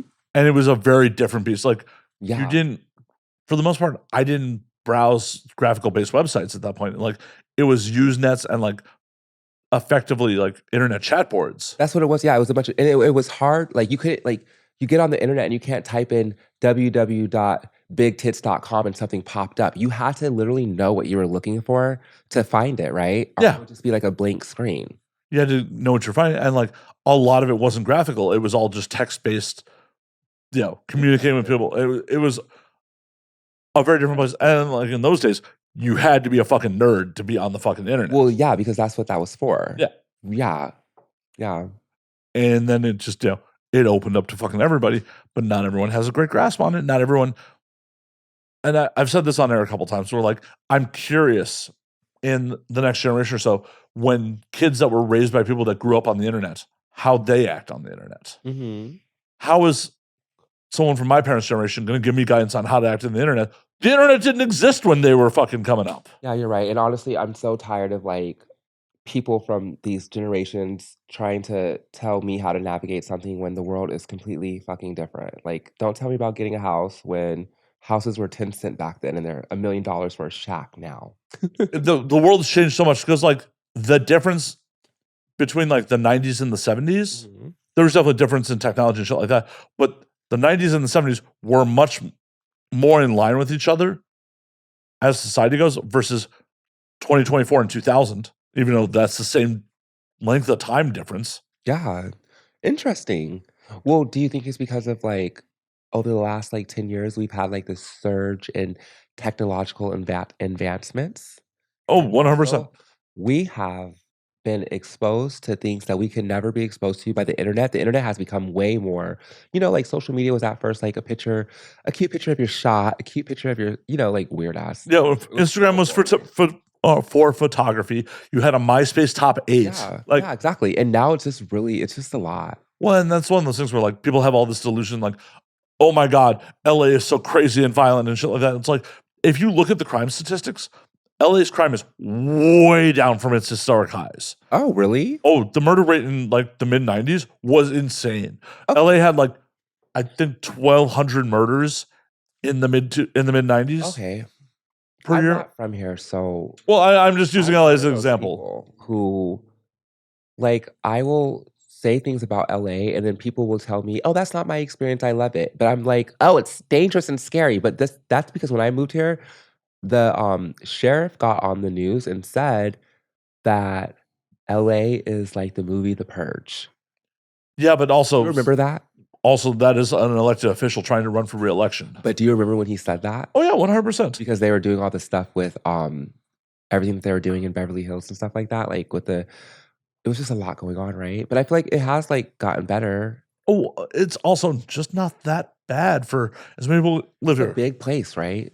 So that's why Wikipedia going on. Wikipedia only has the crime rates for 2022, but like the homicide rate's 9.9 out of per 100,000.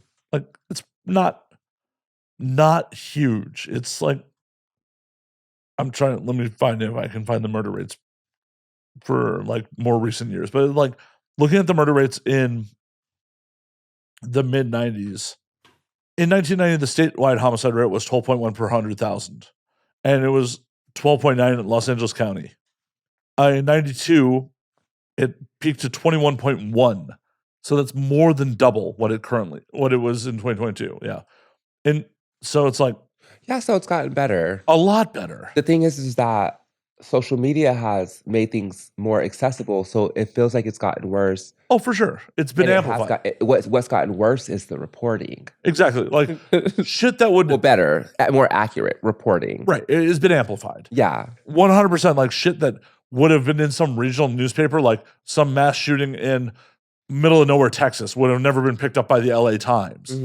But now, because of the nature of social media and the nature of like everyone being connected, you hear about every little fucking thing. The goddamn Citizen app telling you about like everything within 100 feet of you going down. Yeah, and the part of town that I live in, it's a not bad part of town, but it's a very populous part of town. Every 5 minutes, there's something going on. I live in Hollywood. My audience knows I live in Hollywood. Well, that's what I was going to say is that, and I'm sure that for where you live at, well, they know where you live at. It's Hollywood. Worse. Yeah. Oh yeah. No. when I have Citizen app on, it's like man chasing someone with a fucking machete, like just every fucking 5 minutes. Like, yep. Like it's always 500 feet away. Too. Yeah, it's just like 500 feet away, armed robbery. I'm like, yeah. And you know what? I have zero fear about walking around here at night. Zero. Good for you. But honestly, I don't know if I have fear. I don't know. You're a woman. Well, I have dogs. I have my dogs with me too. It's not that I like. It's not even like the fear of things happening that I don't like about walking around at night. It's more so like it's just so much going on. It's just dirty. Like the shit, the needles, the psychos. Yeah. It's a lot in the daytime. So at night, I don't want to do it. And then at night the rats. Yeah. Yeah. Nothing's like more fun New than York. Yeah, nothing's more fun than walking home from a bar and like trying to drunkenly dive away from a rat coming out of a bush on Hollywood Boulevard. Like, oh shit. I guess I've given away that I live in downtown. I don't know. We got rats here too. Shit. Oh, really? Oh yeah. Okay. Like legitimately, there's been multiple times where like I'm walking home on Hollywood Boulevard from the bar, and like I hear rustle, and then it's like big ass rat. I like, oh shit. Yeah, my dog loves to. I have a Doberman. Oh, I have 3 dogs, but I have 2 of them with me all the time, and the Doberman loves to get rats. And it makes me so sad because you hear them scream and she'll like break their legs, and then I don't let her finish. I probably should start letting her finish, huh? just let her cripple rats. Well, I don't let her. Like they run out of nowhere, and she like is waiting for them. She smells them coming. And she'll like do like something with her legs, and next thing I know, you'll hear the rat scream and like be weird and lame because it just got its leg broke. And then I'll be like, no, and keep walking. And it just sucks because now the rat's there. Just crippled rats. Dying. Yeah. But thankfully there's hawks that are waiting to swoop up. Because there's hawks and parrots around my neighborhood too. Oh yeah. Well, that's cool. The circle of life is happening in downtown LA. Wild parrots. Parrots don't eat meat though, do they? Well, no, I'm just saying. Well, I was just saying that there's hawks and parrots. Like the hawks definitely eat meat. Well, yeah, I couldn't not mention the parrots when I mentioned the hawks because I see them both. No, parrots are very much vegetarian. Yeah, they're herbivores. Yeah. The herbivores. Omnivores. No, they're herbivores. Well, did they say that a chicken is a herbivore? Because no, those are definitely omnivores. Okay, I've seen chicken eat rats. Oh no, chickens will eat whatever the fuck you put in front of them. She had a chicken coop, and I'd hate when she'd be like, "Go get eggs," and I'd be like, "Oh my fucking god!" And I'd go in there to get eggs, and these fucking chickens are sitting on their fucking nest, eating whatever mice run by. Yeah, chickens are omnivores. They swallow them whole. Oh yeah, no, chickens are just little dinosaurs. Yeah, and I'd be like, ew, we're eating these fucking chickens' eggs. That's interesting. We're eating their periods. Yeah, it's not like I was cutting up eggs or not. I mean, if they're hard boiled, you can cut them up. I was cracking eggs for my dogs to make them a part of their food this morning. And then I crushed the shell to put it into my I was gonna put it in my plant, but I was like, you know, I won't put it in my plant. I'll put it into my garbage disposal. And I was like, wow, like it's so crazy how like that shell that I just crushed with my hand is like holds like the liquid of life that like just solidifies and like turns into a chicken. And honestly, that's what happens to us inside of wombs. Like we're just like liquid and we get churned and turned so much that we just start solidifying into a being. Yep. Yeah, life's weird. Life is fucking weird. And life is so weird. So the last thing people should fucking be thinking about is the weird things that people do while they're alive. Because just being fucking alive is weird. For sure. But people don't unfortunately, people don't have don't see the big picture on that shit. Yeah. They don't see the big picture of like, oh, this is all weird in the first place.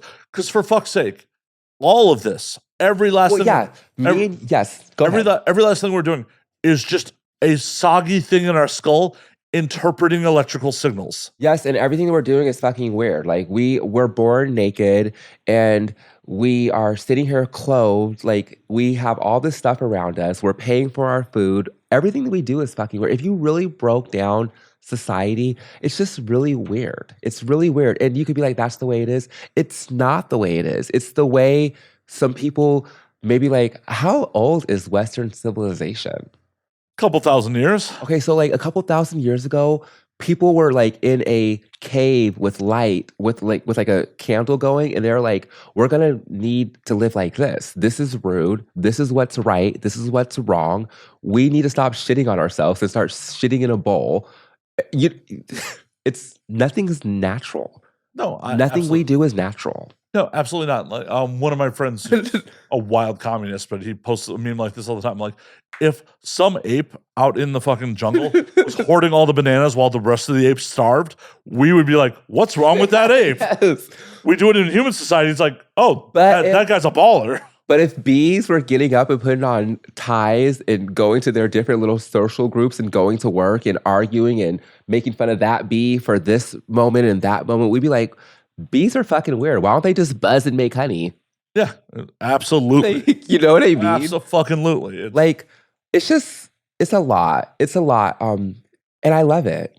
I love being a human. Some days I do. Some days it's like, it's a lot easier to not be a human. Well, I mean, we can also be a android with our conscious twice to 3 times removed into different things. Hopefully, we'll be able to be that soon. Still not about it. Still not about me as this conscious dying. Even if the clone of me doesn't remember it. I don't know. Have you ever seen the movie The Sixth Day with Arnold Schwarzenegger? With Arnold Schwarzenegger, and they did a remake, right, with Colin Farrell? No, that was Total Recall. Okay, so tell me more about The Sixth Day, because It's not a good movie. This is the movie with Jamie Lee Curtis as his wife. No, that is True Lies. Okay, where she goes is the escort, and I was like, she is not. She actually did sex that. Okay, give me. So the plot of The Sixth Day is like there's a lot of cloning in it, and there's a lot of transferring consciousness between clones. And it was just like, it's not a good movie. I promise you, it's an action movie. But there's one scene where it's like, oh, someone clones themselves, and both the clone is still alive. He's just like, aren't you gonna wait till I die? And he's like, nope. Maybe I did see that, and you're not supposed to. Maybe I did see that. It's not a great movie. It's not. I love not great movies. It's Jesus. Is that movie like 20 years old at this point? Fuck. It is 24 years old. Fuck. I am old. Let me look and see what it looks like, because I might recognize it. Because they're like. So did it come out around the time that I just mentioned all those other movies? So those other movies are a little older. So this is like the tail end of Arnie's career. Like it's in 2000. Oh, so I might have seen that. I mean, that's not that long ago. 24 years ago. I'd like to think that wasn't that long ago, but that was a long time ago. People in porn were born after that. Yeah, I think I might have seen it. Because I was going to say, it's that where he has like that face, right? Yeah. I might have seen it. I'll probably go watch it again. It's not a great movie, but like they do tackle the concept of like transferring consciousness to clones and shit like that. Yeah. I haven't watched it in years, but it was just like, oh yeah, no, transferring the consciousness. One of you still dies. Yeah. And then like that's the whole nature of consciousness. It's like, well, if the other me that goes on doesn't know that he died, did I really die? It's just a lot. It's just a lot. The world's a lot. Oh, it is. It really is. It's really a lot. It's wild that like the world is a lot and really can be so fucking simple. Like it could be. We've decided to make it this fucking difficult. It really could be very simple, and we have complicated it. And I always ask myself, why?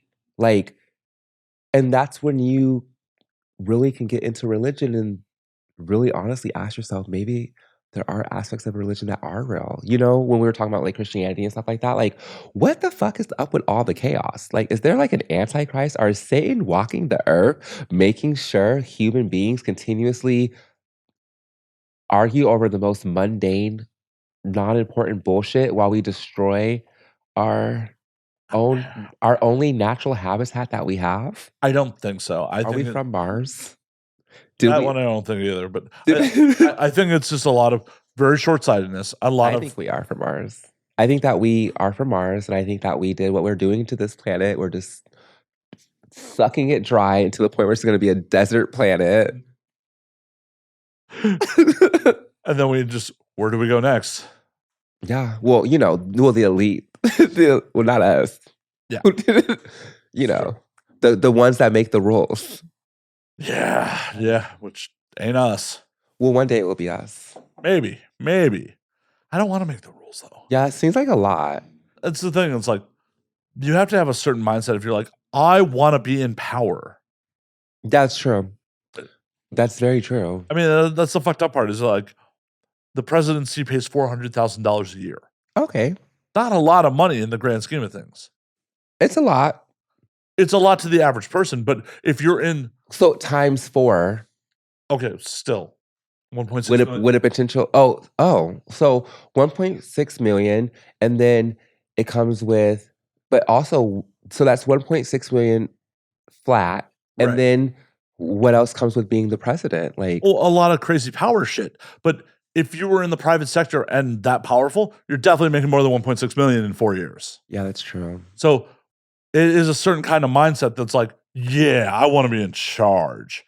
You cannot be financially motivated if you're at that tier of things by 1.6 million. You're very, very right. Anyone who is in like entertainment, politicians, even any type of authoritative type of a deal, police, those types of I deals. know OnlyFans models that make more than 1.6 million in a year. Oh, that's really cool. Yeah. It's so crazy. It's so I want to make $1.6 million a year I believe you doing my can. OnlyFans. Well, I believe that I can too. I I will one day. But I just think it's so motivational to know like some people are like doing like 80K a month. Oh, there's definitely So people doing 6 figures a month. yeah, it's so awesome, Yeah. right? It's so cool. It's absolutely wild. It's crazy. And good on them. Like, I don't fault anyone for being like, "Oh yeah, make that money." Well, Shit. no, they are capitalizing and able to monetize and create an income like that. That's amazing. I would love to be able to do that, and honestly, one day I will be able to. And tell me who they are so I can start learning from them. Don't tell me on Oh, camera. well, no. I'm not gonna shout out and be like, "By the way." Yeah. But also, all those people either have a team or insane workaholics or both. Shout out to everyone who is able to maintain their platforms without a team, and shout out to the people who have a team, and shout out to those teams because personally believe that sometimes you get to where you want to go with people, not helping you, but with a team. You know, something that me and my ex-boyfriend used to always talk about is like, I'd be like, we should get someone to do this or get someone to do that. And he'd be like, no, we can do it. And I would be like, no, these people are in the profession of doing that. And if we have the means to um access that, then we should, because you want to be able to do what you are good at and leave the other stuff to the people that are good at that. So when you have a team, you can do what you're good at, and you can have a team that's good at the other stuff to help you as a brand. So I think that it is amazing to have a Well, team. you have to have a team. Like, Yes, if you. you Well, I don't want to say yes, you do, because I know people who don't, and they really love to be like, well, I'm not I saying don't have a team. Shout I'm out to me. I don't have a team. I'm I not think saying, like, hiring someone to fucking, like, chat and impersonate you, but, like, at the end of the day, no, having a team like PR, having like I don't have an agent, but like having like an agent so you don't have to like self book, having like this, PR yeah, PR is important, or makeup and hair makeup and and hair, wardrobe, an editor, like, just editor. being because no matter how good you are at editing, it is time consuming. Mhm. And could you be could that time be better spent by you shooting more scenes, doing social media, doing something like that? Every successful creator, no matter if it's mainstream YouTube, whatever, has a team around them. Yeah, Like, the team may not be massive, but there's no one who is at the top of the game is completely doing it solo. you're exactly right. Yes, you are. And I believe that having a team and being a team player is the best way to be, because you can grow yourself and you could have people around you that can help pick up the slack where you lack. Oh, it Right. just rhymed. I like that. Because it is your brand, you should be the CEO of your team. Mhm. You should be the leader. Well, sometimes you shouldn't. Well, Find someone who knows your mission and your vision and will stick to it, because sometimes the CEO, I mean, sometimes the creator's just really eccentric and they need someone a little more. you should be listening to your fucking team. Yeah. But at the end of the day, it still should be your vision, your brand. Take advice from your team. Don't hire people that you wouldn't listen to. Yeah, it's true. But And hire people who have your best interests, not people who just are there for just like a check. Because yeah, like someone who's there for the check is going to do the bare minimum to get that check. But someone who's there for the long run and there to see you grow, they're going to do what needs to be done to make sure, you know, yeah. oh, I do. And I am often an editor for someone who I'm just doing it for the check. That's okay. Oh no, I'm not ashamed about it. But Well, I mean, not everything requires, like, as an editor, I mean, you just need to, you need to do what they said. Right. And 100%. It's one of those things where like, you're all going in slow motion and just color and coordinating and just doing all these things, just going above and beyond because you believe in the product. and I try to produce good work, but it's just like, I definitely am here for the check in most cases. Like, this is my project. I'm never going to put the effort I put into this project into someone else's fucking shit. Yeah. It's just what it is. And that's another rule, I think, is that no one ever is going to care about what you're doing more than you are. Right. And that's why you have to be the CEO of your brand. You're right. Because at the end of the day, no one else was like, oh, you know what? When I grow up, I'm going to make you famous. Some people are like that, though. Well, I'm sure they fall into that, but no one on career day when they were a kid was like PR people do that. But they find their niche. They love to make. They see sometimes people. Everyone has their role, but sure. But you are right. Most people are not like, I'm going to make you successful. I'm going to make you famous. Most people want to make themselves that. Well, and also a successful PR has a website of success stories, of the articles that they got, the media outlets that they got you to. All these, like, they're still building their brand as they're building yours. It's a symbiotic relationship. It would be a bad PR firm if they just didn't exist for anyone to find them. True. That's true. But it's important to have good PR around you. It is. 100%. Like, it makes or breaks. Because anything in entertainment, you can advocate for yourself all the time. You can be like, I'm amazing. I do crazy things. There's just something in human nature about if someone else is advocating for you, it's more credible. Yeah, it just makes it more credible because now you're dealing with someone who has someone to back up what they're saying. Like, we can say anything. And sometimes you need more than one person to corroborate what you're saying.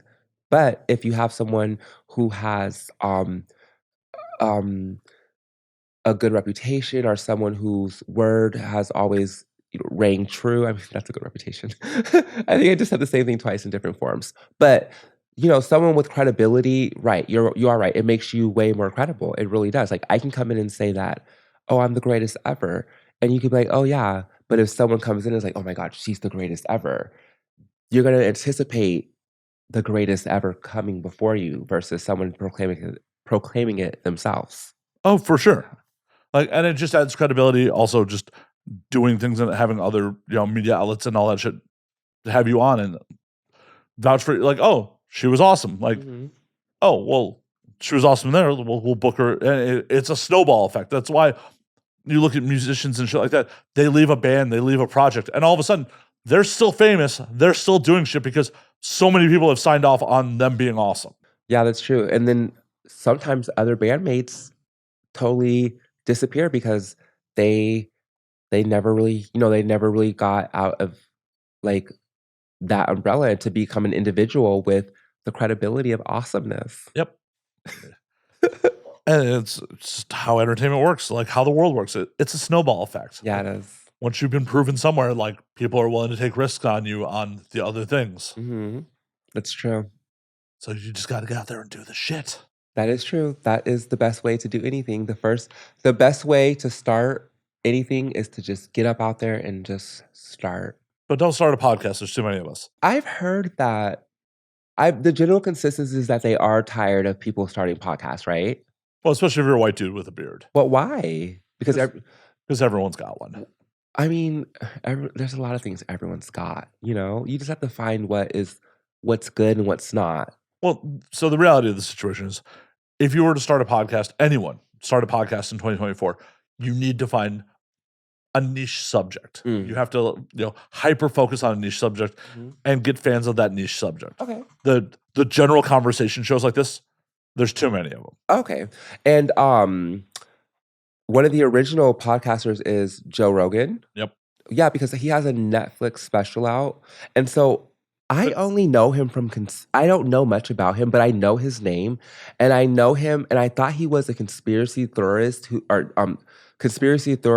got in trouble for some of the conspiracies that he pushed and now he owes millions of dollars because of that. That's what I thought he was. But then I went in and I realized that he's a comedian and also one of the original and also the most successful podcaster. And I didn't even know that. Oh yeah. I didn't realize that. I have a very canned speech for new clients for like when I take on podcasting clients. It's like, no matter what you think of Joe Rogan and think of his content, Joe has been a nationally touring comedian for 30 years. I didn't even know that until I was living in my own bubble. I know his name. But he was also on 2 national sitcoms. And I saw that too. Like, and isn't that so cool when everyone knows your name and don't even know why they know? Because they all know it from the podcast. Yeah, well, yeah, I thought it was like it was like a soundbite from a podcast. I mean, I don't want to mention the podcast, but and he, pushed his conspiracy theory, and that's where I heard about him from, and I thought that's where he was from. I thought that he just like had a YouTube channel. That he was like an Alex Jones type. Yeah, and there was like a soundbite that went viral. But then I realized, like, no, this is like an innovator in his community, and also a comedian, and also has, was he like a reporter for like? He was never a reporter. What was it? So he was on 2 sitcoms. He was on News Radio, and then he was on Okay, that's what it was. He was on another sitcom that didn't go very far. He's also the host of Fear Factor. Oh, was he? Yeah, he was the host of the original Fear Factor. He's also a commentator for the UFC. That's interesting. That's what it was. Not a reporter, a commentator for the UFC. Right. That. And part of what I tell like new clients is like, with all that fame, with all that notoriety, it took 8 years for that to be a big show. Yeah. So if you are just someone who's starting a podcast, it takes 5 years before you start seeing profit, and it's worth it, whatever it is you're doing. I learned that because I've tried different, like, remember when I was with my boyfriend, I was trying all these different businesses, and I would always see that it's going to take up to 5 years to start seeing a profit that, that's worth it. And even within my adult career, it didn't happen overnight. Like, it took years. With podcasting, because of how saturated it is, you still may not see it in 5 years. Really? As of last count, over 5 million podcasts on Spotify. Yeah, so I guess that is like, and how do you connect with your audience? You have to have a niche. Yeah, you have to have a niche. You have to have a niche. Yeah. And marketing. Because just like music, you can have the best sound in the world, and if no one knows it exists, it doesn't matter. That's so crazy. Like, just like so oversaturated.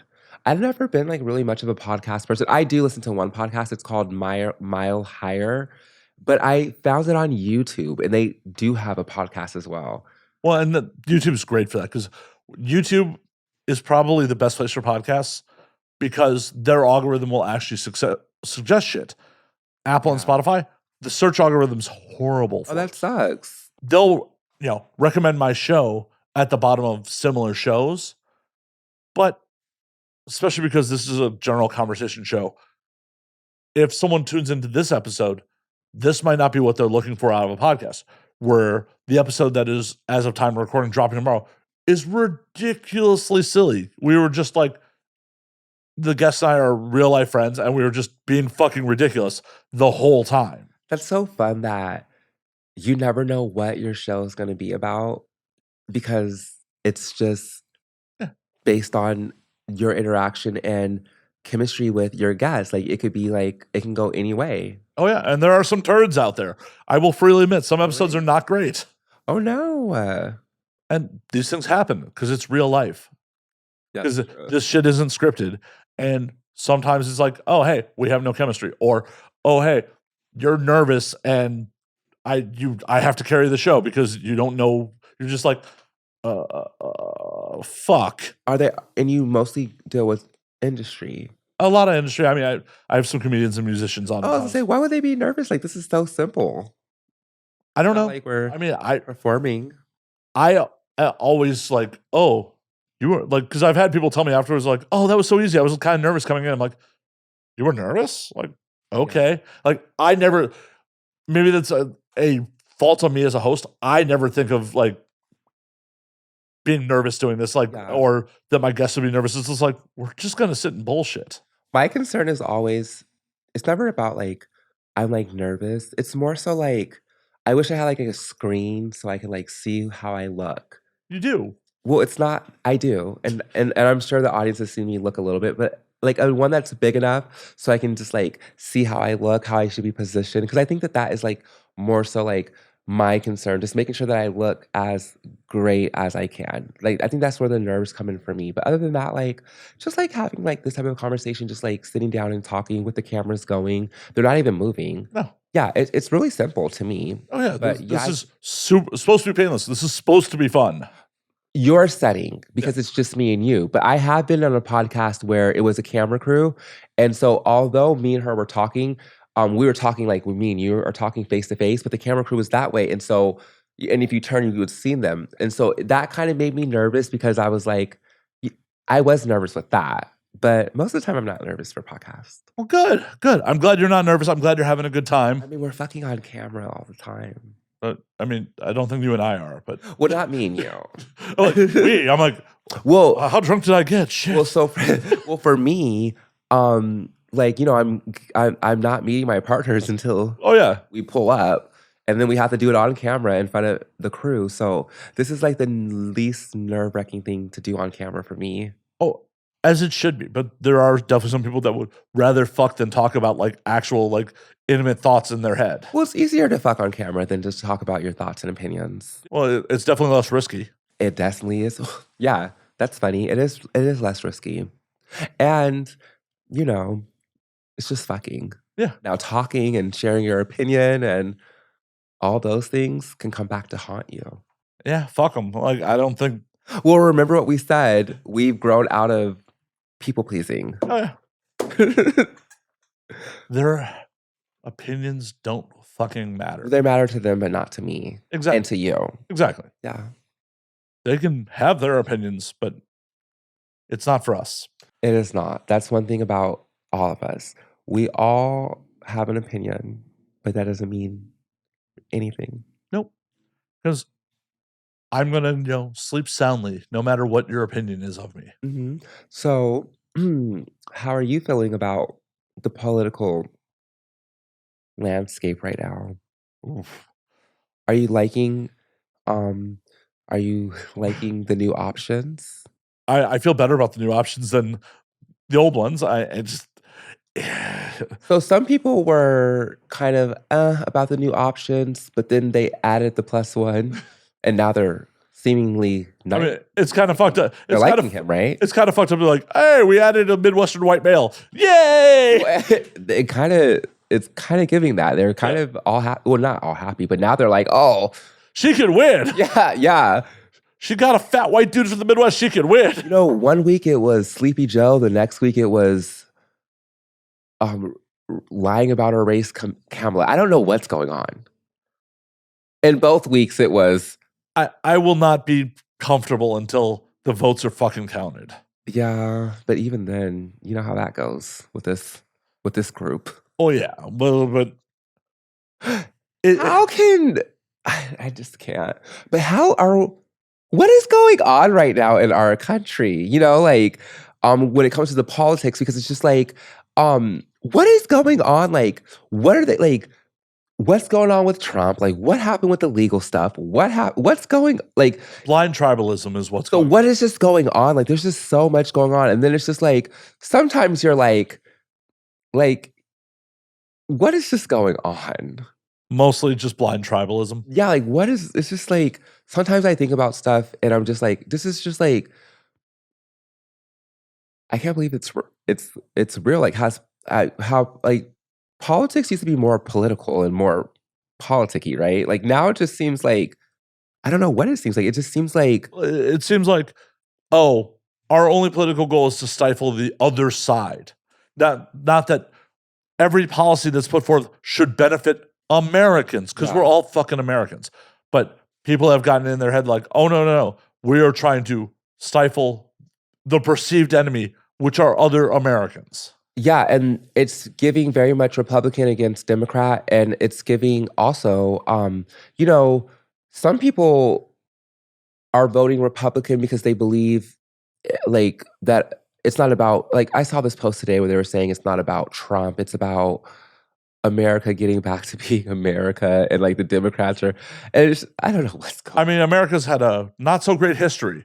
I don't know what's going I mean, I know what's going on, but I'm saying what I mean by I don't know what's going on, it's just like you said, it's literally American versus American. It's not even Yeah. right?